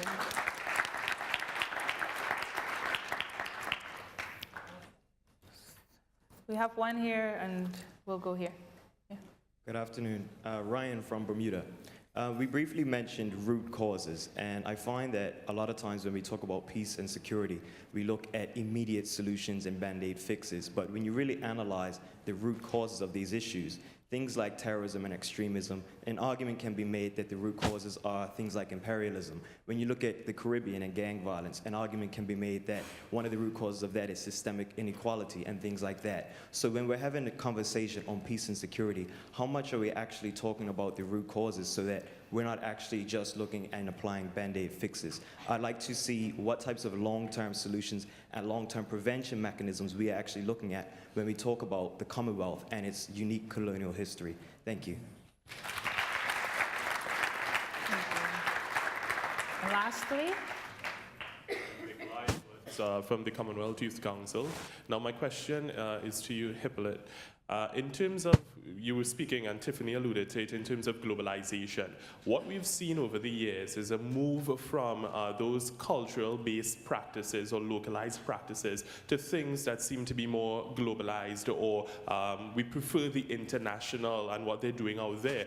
But we have seen in cases in Canada, for instance, when you have those truth circles or those mediation circles, you've seen in Africa where you had the Truth and Reconciliation Commissions and so on. And those things would have derived from practices of alternative dispute resolution that would have been indigenous to those areas. But we're now preferring to go the route of spending billions of dollars to develop complex systems and procedures to deal with some of our issues. So how then do we recondition persons to trust in their cultural practices and beliefs to deal with the issues that they themselves are facing at a local level? thank you, Nikolai. Have you all figured out which questions you're going to answer? Because we have a lot. Just to recap, I'll start from Samantha over here. She was asking around inner peace. What are we doing to promote and foster inner peace within the Commonwealth? And it doesn't necessarily have to be within the Commonwealth. If you have examples that you can share, that would be perfect. We had a question on multinational corporations and what can be done to more or less manage their involvement in stirring up conflict. We had a question around diversity. How can we be more inclusive with our processes? And also, how can we address the root causes of conflict and rather than have a just Band-Aid, let's try to fix it. And lastly, how do we make sure that we hold on to the sanctity of the local, of what's happening within our own countries, within our own spaces, and not have that be taken away at the sake of being global or having, be here at the CYF. But how do we make sure that we maintain those connections locally and the work that we do and the culture? The Commonwealth is a very diverse space. How do we make sure we maintain that diversity? So I'll open it up. You can pick 1 or 1.5 questions that you'd like to refer to, and we'll have closing remarks. We can start with you, Ilwad. Okay. There's a lot of really great questions, and I know we're short on time, so I'll maybe pick out a few of them very briefly. I mean, the first question on inner peace, and I think her question was specifically looking at education systems as well, too, and how do we actually teach and cultivate peace from a young age. There are a couple of programs out there. I think UNESCO is developing tools and actual videos to start showing in primary schools around the world. A lot of online resources. One thing that I would say check out is the Extremely Together CVE guide that I talked about at the beginning of my remarks. It's available online and actually is looking at how to promote a culture of peace and critical thinking, which was written by one of the young leaders in our initiative. But it's so important to teach peace to kids, much more valuable than I think algebra. Like, when will you use that in life? But to learn how to be peace, that is incredibly important. On the question on the root causes of conflict and violent extremism, I worked on a really interesting research project called The Journey to Extremism, which is also available online. And what we found was it was a search for understanding the root causes and the tipping point of when someone actually becomes a violent extremist and picks up a weapon. So all of the interviews were done with disengaged combatants in prisons, in transitional facilities, and rehabilitation centers throughout Africa. And what we found was that more than 81% of those that actually picked up a weapon and became violent joined because of government action, adverse effects of securitization, and that was the final driver, the tipping point for them to become an extremist. And it's really interesting in a space where we're constantly told that it's religion or that it's economics and it's jobless youth. And to hear that it's the adverse effect of securitization and government policies, I think it's very uncomfortable for a lot of the countries that we did the research in, because it forces them to look back into this problem. And so yeah, I agree with your sentiment completely that in order to build durable solutions to peace, we have to understand why is there conflict, and the root causes are what's going to create sustainable solutions. Thank you, Ilwad. Could we go on? Just about a minute and a half. Yeah, one comment. Inner peace, individual peace.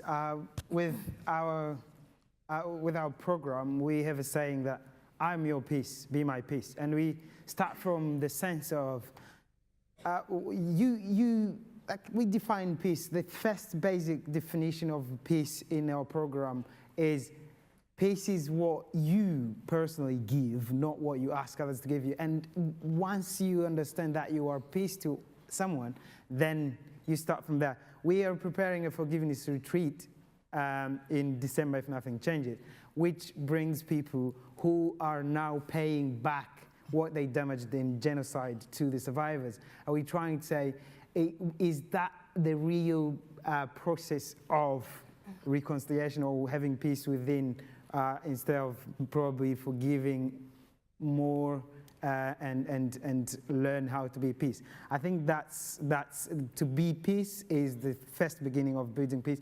If I want to say one thing about what you asked me directly, trust. It comes back, it connects to that question.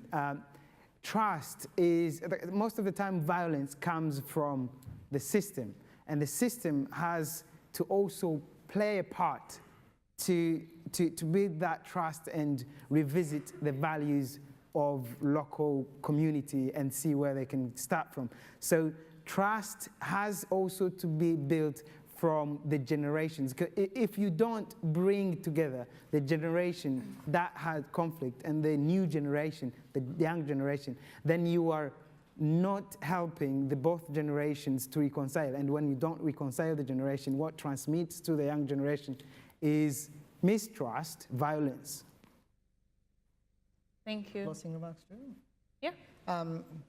What violence tends to do, I mean, conflict in itself is not a bad thing. It's how it's used. When it's violent, is where things get a little muddy. And what it does is rips the fabric of trust apart. Stitching back together takes a long, long time.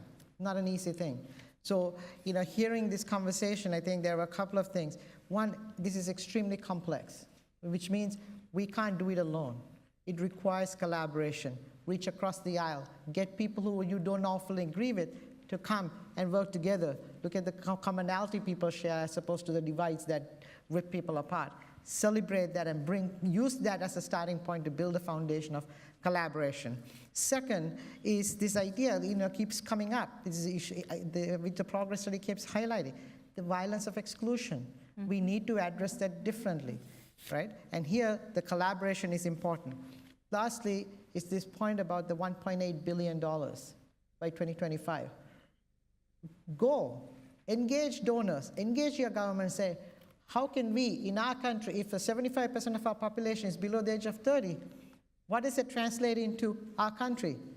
How much money should we be investing in peace and security and young people's partnership in peace? How can we achieve that by 2025? Get those kind of difficult conversations going with the international donors, because it's going to be mandated by governments. So it is up to us to take these challenges on and ask these difficult questions. Don't wait for somebody else to do it. We have to do it ourselves. Yeah, agreed. Thank you. And lastly, Anita, please. So I'll just quickly on 2 points on root causes and inclusiveness.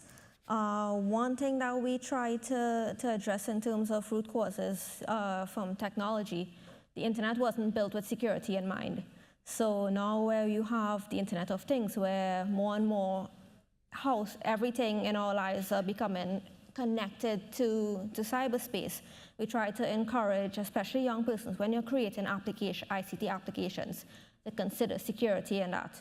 In terms of inclusiveness, we try to work with governments, private sector, civil society to how do we create policies and frameworks to get persons, especially owners and operators of infrastructure, to invest in underserved or rural areas and to try to bring everyone, because you can't just look at one sector of society, you have to include all aspects. And just to close, cybersecurity isn't what we traditionally think of when we discuss peace and security, but given how interconnected our lives are and dependent our lives are on technology, it is something that we need to start thinking about, because there is a role for cyberspace in traditional forms of security, and it does spill over into the physical world. Thank you so much. This is all the time we've had for today, unfortunately. I hope that we got your juices flowing. You started to think of the kinds of solutions that you can start to contribute to, the solutions that you're already having. Please do share. But at this point, I'd just like you to join me in thanking our panel. Thank you. And thank you so much. Thank you so much for your questions. So 2 quick announcements. One, there's refreshments upstairs in the Pickwick, but there's also the Commonwealth Youth Council hustings here.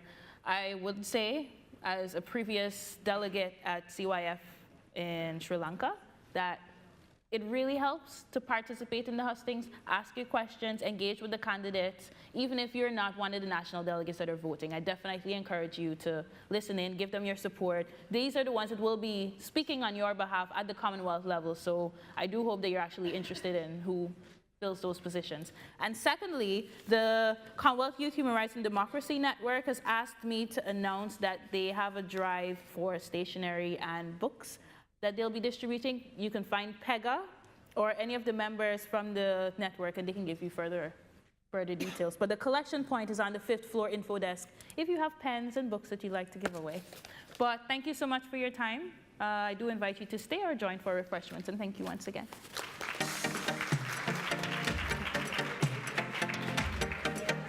Thank you guys. Thank you. Hey everyone, if I could just get you to sit down for like 2 seconds, I'm just going to run through some quick announcements and then let you get on your way. So I'm Kate, I'm the policy lead, or one of them, for the Youth International Task Force. So first, I'd like to thank Tiffany for a great session. That was really great. And I'll just let everyone know that the break will go until 4 p.m. And during the breaks, as Tiffany said, there are the hustings, and we really, really want to encourage all of the national delegates to attend, as well as others who are interested. And then at 4 p.m., we will promptly begin the breakout session, so please be on time so we can stick to our tight schedule. And finally, just a quick point of clarity. All CYF documents are on the Forum Hub online, so you can go there and see all of the CYC General Assembly documents, especially the Zero Draft. And we really hope that you take the chance to look through the Zero Draft and then let your national delegates know any comments so they can feed them into the process. So now I'll give the mic over to Andrew for the hustings. Thank you.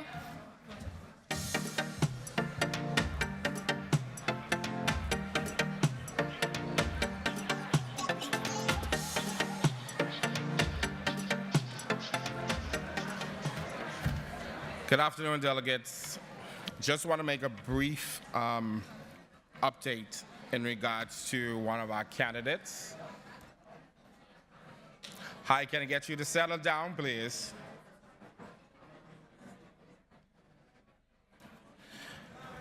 So, the candidate for vice chairperson, partnership and resources, Mr. Ravi Mathu, is currently held up in transit. The Electoral Board will be making a further decision on his continuance of his candidacy, and we will notify all delegates further tomorrow.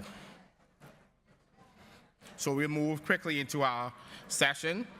Hustings, who I'm going to invite to Harry.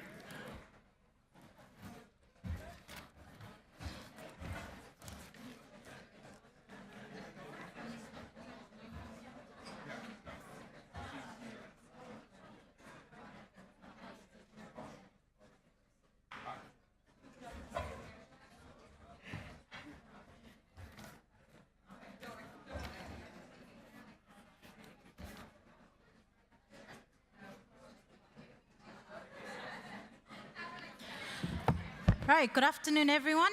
I know it's been quite a long day, so please bear with us with our third session of hosting this afternoon. First up, we have Ms. Famida Faiza.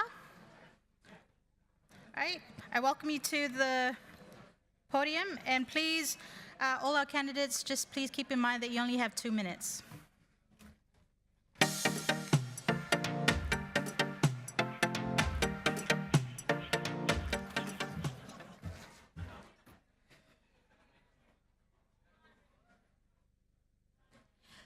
While we all gather here at this platform to talk about some of the most pressing issues of the world, the very fact is that I, as a Bangladeshi girl, standing here and urging for your votes and focusing my voice and manifesto is something that many girls in my country can only dream of.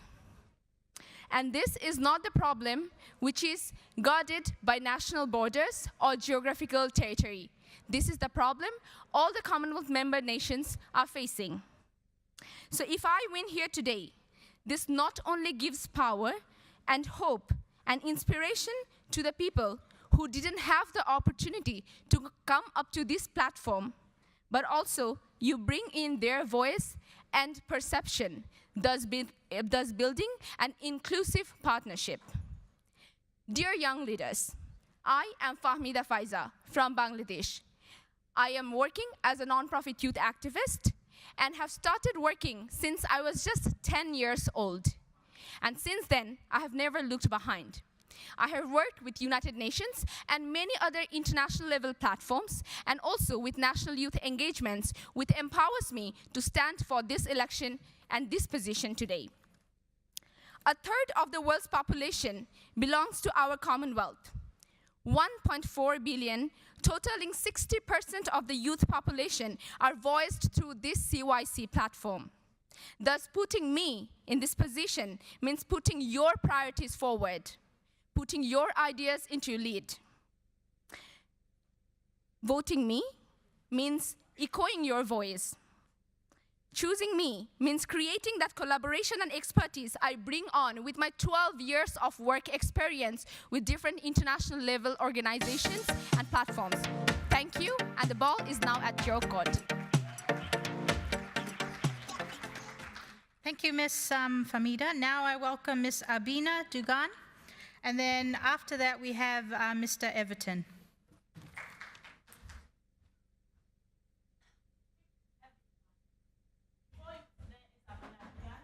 And I'm here to set myself as an example to the African youth, that African youth can make it on an African soil, to change the Commonwealth narrative into success story. And these are the reasons why you should choose me as your next vice chairperson for partnership and resource.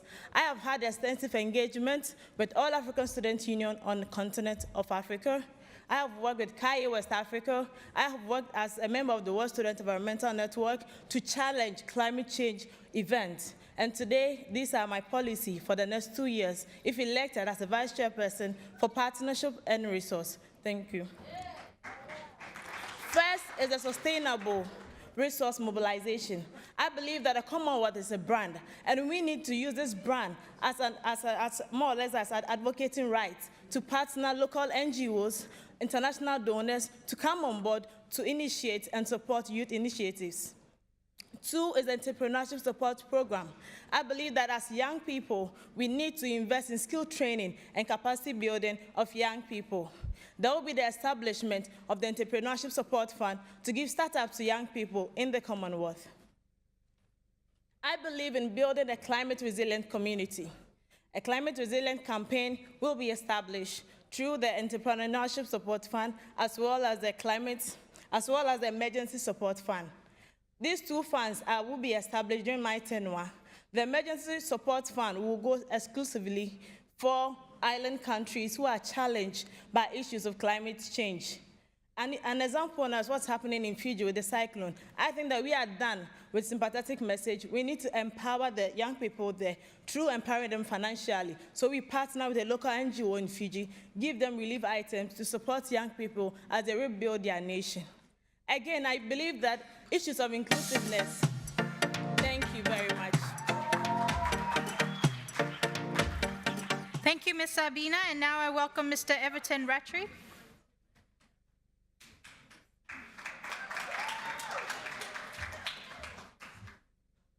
Good afternoon, everyone. No, good afternoon, everyone.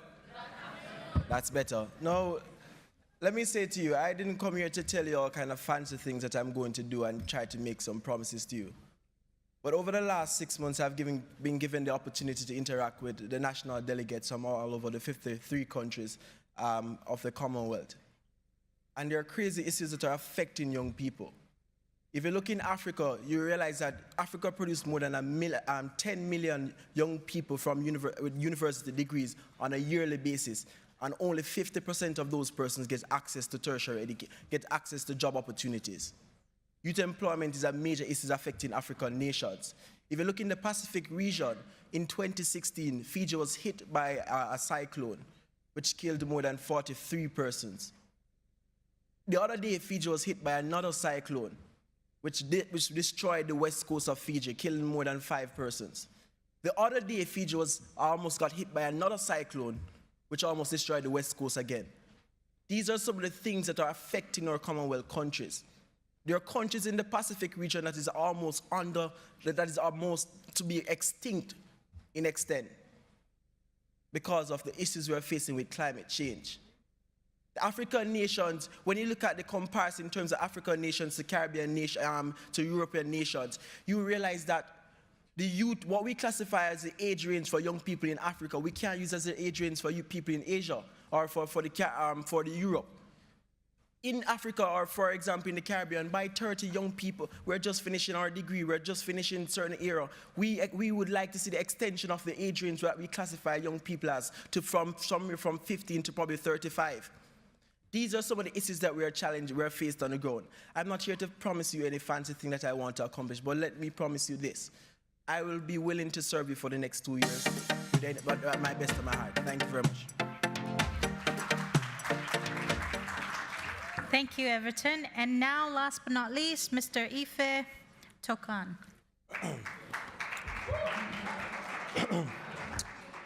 Good afternoon, everyone. My name is Ife Tokan. I'm running for Vice Chair, Partnerships and Resources. The last couple of weeks have been very interesting because I've got to know a lot about your countries. We've engaged on Skype, on Facebook, even at the club, last week Friday, where we all had a good time. But one thing that has been certain is that I've listened to everyone and what you guys have had to say. And one common issue that is the same across the Commonwealth is funding. Funding for youth activities, funding for your national youth councils, funding to even get here today. The problem with funding is that we rely on one source of income, which is government, so government funding. I believe it's time for the CYC and the national youth councils to look for alternative investment through value propositions. How do we create value propositions? Through my experience. I started my career as an auditor, where I audited big banks in the financial service industry. I moved into private equity, where I raised £40 million with a team of 5 people, and we invested in the small, medium-sized businesses. And now, I'm a management consultant. I go into businesses, looking at their operational models, and help them increase efficiency, productivity, and help them save cost.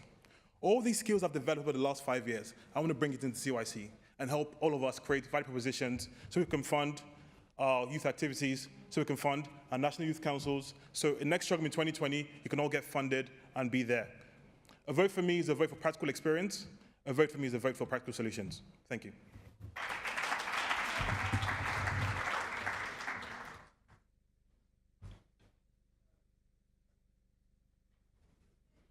Okay, thank you very much to all our candidates.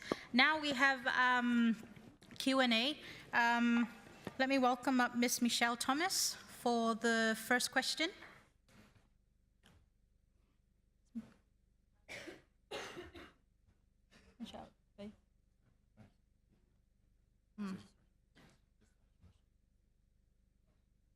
Okay, so Faith.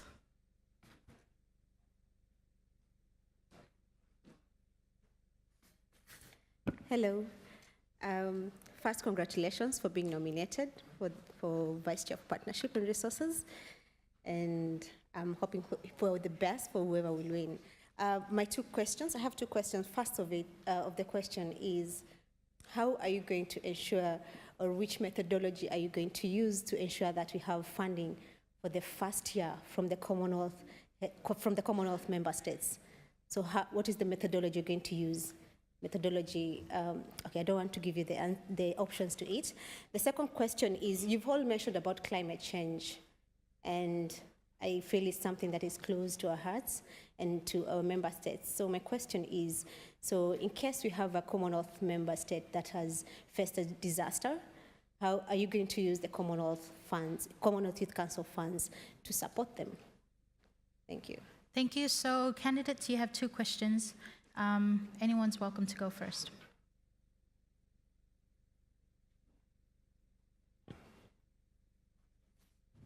Thank you so much, Ms. Faith Manthi, for that warm question.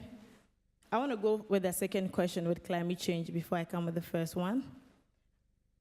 That is why in my proposition, I said that there will be establishment of an emergency support fund. This will be a 10% reserve fund of all money that are raised for CYC events. So if there is a cyclone in Fiji, for example, now, we will partner a local NGO, empower them financially. We make sure that the Commonwealth country reps are in tune with all these activities, support the young people at the grassroots level through that channel. That is for the second part. And for the first part, I believe that for the first year it will be very challenging because, as you rightly said, we are going to be elected in April, get the handing over in July. But I think that the first form of support for Commonwealth countries is governmental support. I am here because my government have supported me. I think that it is high time that we reach out to other governments within the Commonwealth states to support CYC events through propositions for them, and for them to see the need why young people need to be supported. Thank you. All right, so thank you, Faith, for the question. I would like to answer chronologically the methodology to find a Commonwealth funding for the ambassadors and whatnot.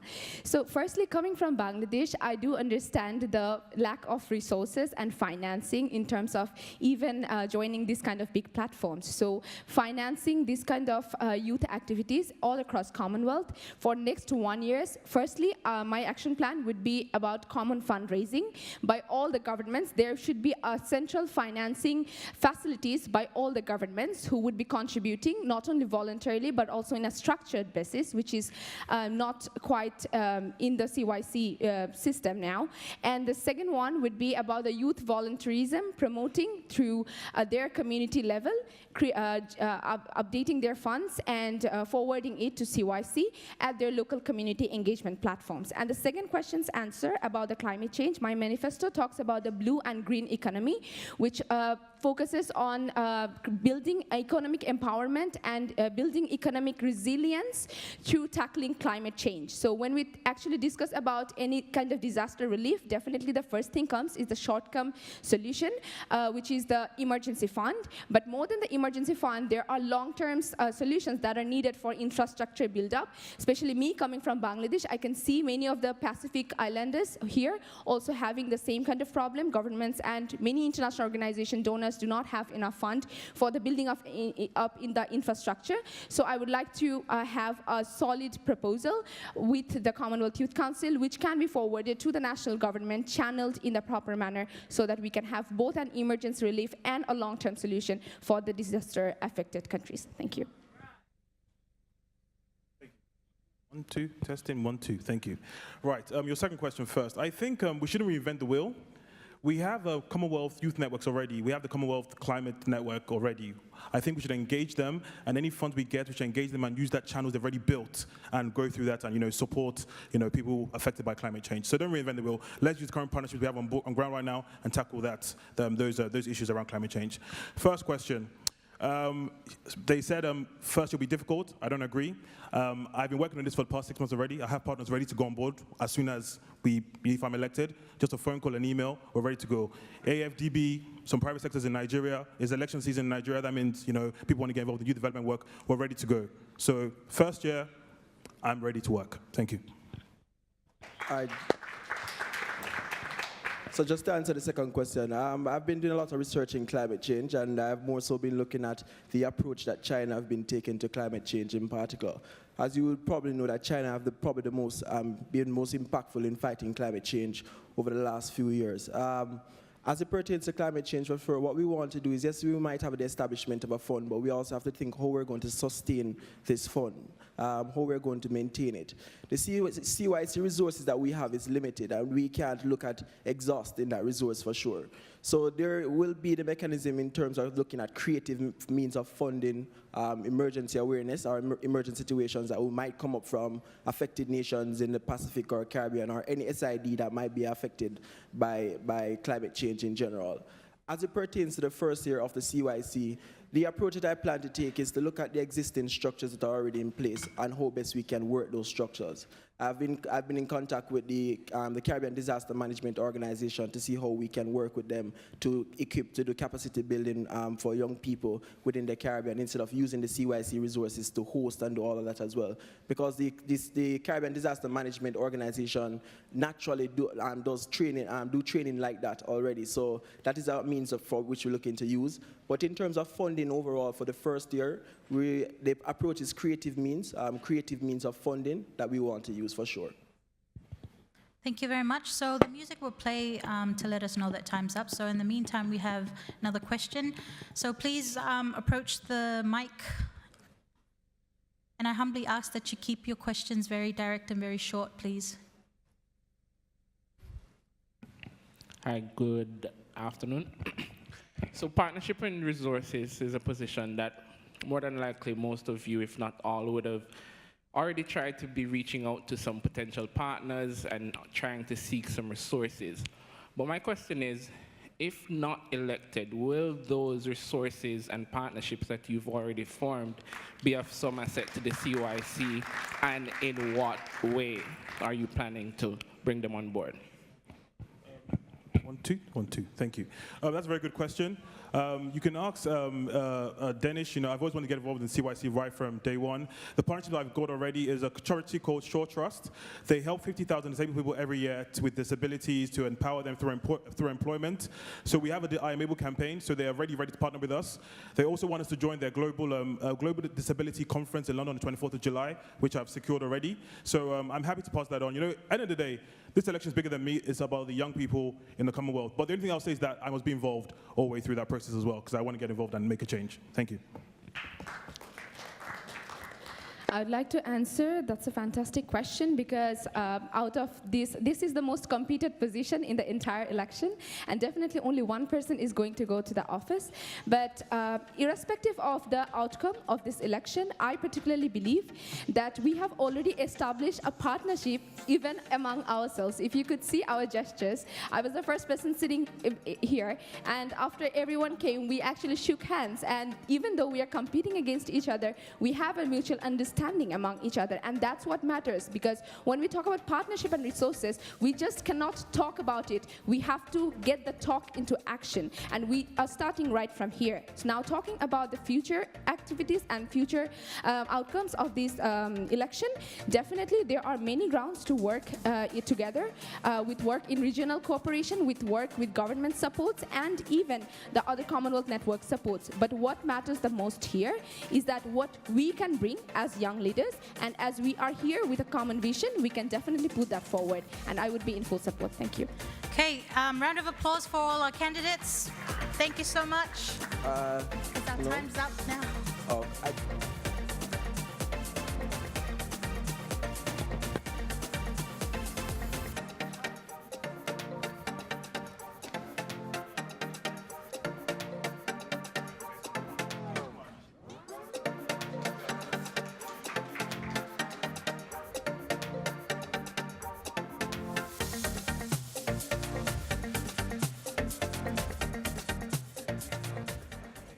Okay, and next we now have the special interest groups representatives. I now call upon Ms. Michelle Thomas.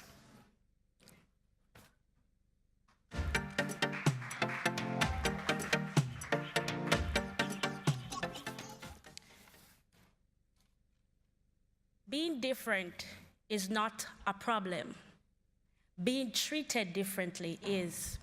National delegates, youth leaders, observers, my worthy opponent, I am Michelle Thomas, vying for the post of Special Interest Group Representative.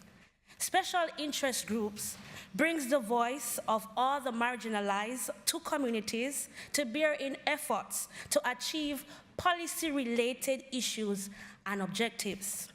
In order to achieve this goal, I intend to embark on 3 main objectives: public education strategies as 1, 2, research and policy analysis, and 3, civil society engagement as well as government engagement.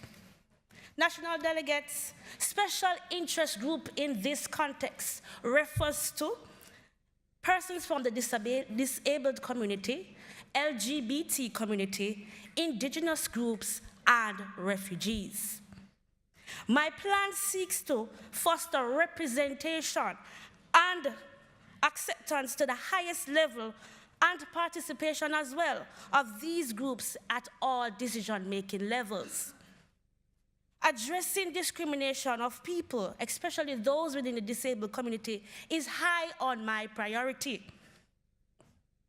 I will do this through educational strategies, outreach programs, and leadership training. In this effort, I intend to adopt the I Am Able campaign, which was previously launched by the previous executive. In this regard, I intend not to reinvent the wheel, but to amplify it, to market it in such a way that it is more wider and more impactful than before. Lastly, as special interest group representative, if given the opportunity, I intend to utilize a combination of grassroots, parliamentarian, in essence, vote for me, your voice,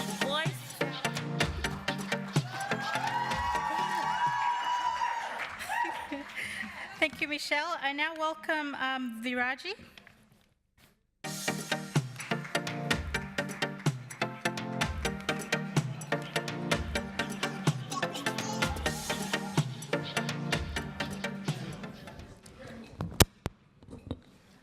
Good afternoon, ladies and gentlemen. I am Chanuka Virajithilakaratna from Sri Lanka. I am the Minister of National Youth Parliament in Sri Lanka and the Youth Ambassador to Sri Lanka in International Youth Committee. As well, I am the young sociologist and young researcher in Sri Lanka. My vision is to equalize the youth with the special interest groups of the Commonwealth countries. My mission is to redeem the people from the social descendant groups to the highest point in society in keeping with my mission. I think I could handle this position very well as a young sociologist and a social worker using my academic knowledge and social working experiences. I would like to explain about my strategic plans briefly. My first and huge step, we haven't any definition to recognize special interest groups yet. Hence, I hope to do a large-scale research with many researchers in Commonwealth countries and invite for the discussions to special interest groups. Then I can recognize what are special groups, interest groups, and what are the needs in them. As well, my second step, education. My third step, organize many programs and projects to empower them. Fourth step, entrepreneurship and employment opportunities. My final step, create and renew policies. Some special interest societies face many problems and they couldn't talk in their rights in some countries like LGBT societies. Hence, I'll get the leadership to create policies for them in human rights, social development, quality education, necessary livelihood, good environment, social status, and gender equality. I invite those who are divided in the society in caste, creed, and nationality, etc. to gain redemption in keeping with my mission. As well, please see my manifesto video and refer my pocket manifesto to know about my birth plan. Thank you, everyone. Thank you very much. So now we have 5 minutes for questions. Whoever has a question, please approach our microphones in the...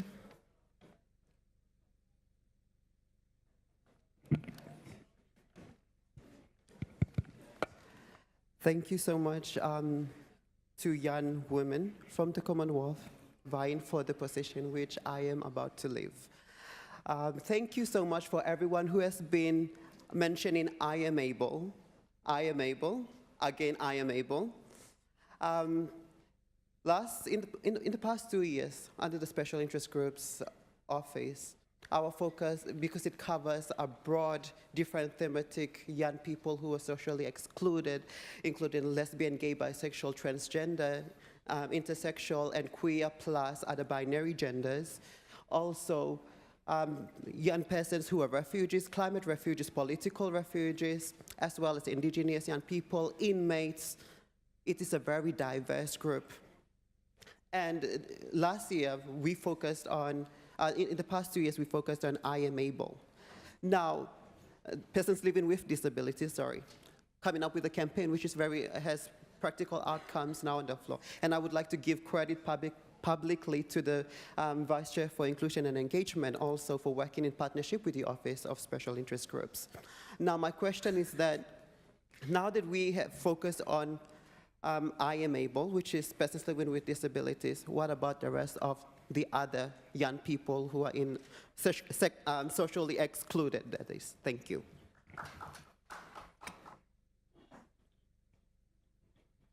Thank you for that question. It is my belief that as the rep for special interest group, that it is my responsibility to represent all special interest groups. In that regard, I intend to work with CHOGM, for example, the Commonwealth Youth Gender Equality Network, to reach out in terms of assisting those persons from the LGBT community by providing that platform so that their views and issues can be heard. So my approach is partnership with existing networks that are formed for special interest groups, for example, CYPAN and other networks that are available. I also intend on working with national youth councils on a regional level so that we can target issue from a grassroots level. Each region have various issues, problems in relation to how, for example, refugees are treated in Asia and Pacific versus how it is treated in Caribbean. And so by working along with each other, we can tackle the issue from a grassroots level.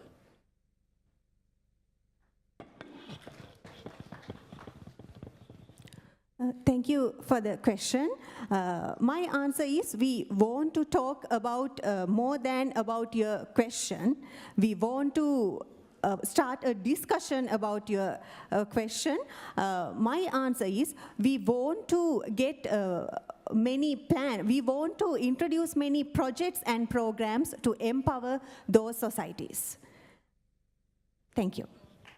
Okay, thank you. We have room for a few more questions till the music plays. Any other questions?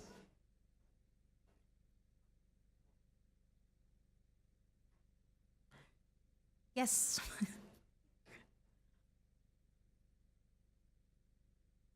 Good afternoon. My name is Marisa and I'm from St. Kitts. And so I know this topic stands around the LGBT community and all that. In the Caribbean, it's different. There's basically zero tolerance for such a community. No, I don't discriminate. I have friends. I'm not that type of way, but in the Caribbean on a whole, that's how the attitude is. So my question to you, how do you see yourself encouraging high schoolers, because that's where it begins, in primary school, in high school? How do you see yourself actually reaching out to that level to convince the kids that it's not okay? And yeah, because I have a friend, I was in high school with him, and he had to leave St. Kitts and basically run away to Canada where he's a refuge, because one time he was walking on the street and someone threatened his life, so he had to run.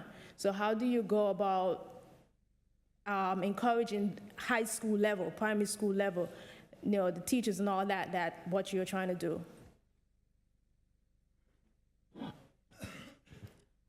Thank you for the question.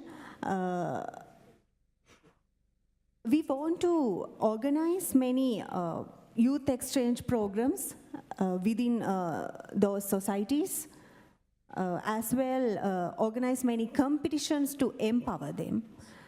As well, I think we want to organize many conferences to discuss about their problems, issues, and their human rights issues, and etc. Thank you. Okay, very quickly, Michelle. I think we ought to tackle the issue from a less myopic standpoint, in the sense that we have to treat the issue very carefully. I am also from the Caribbean, so I understand where the question is coming from.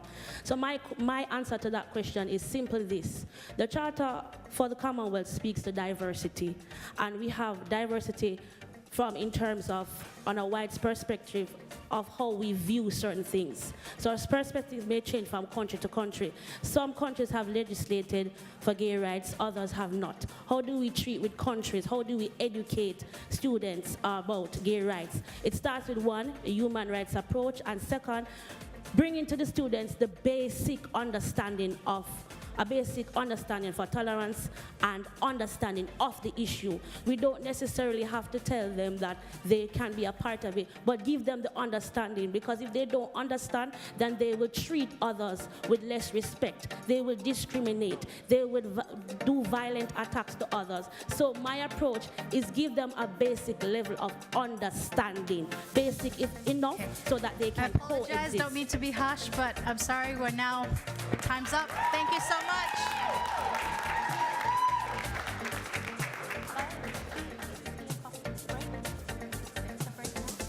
Okay, thank you very much for your patience. You're now welcome to go have your tea.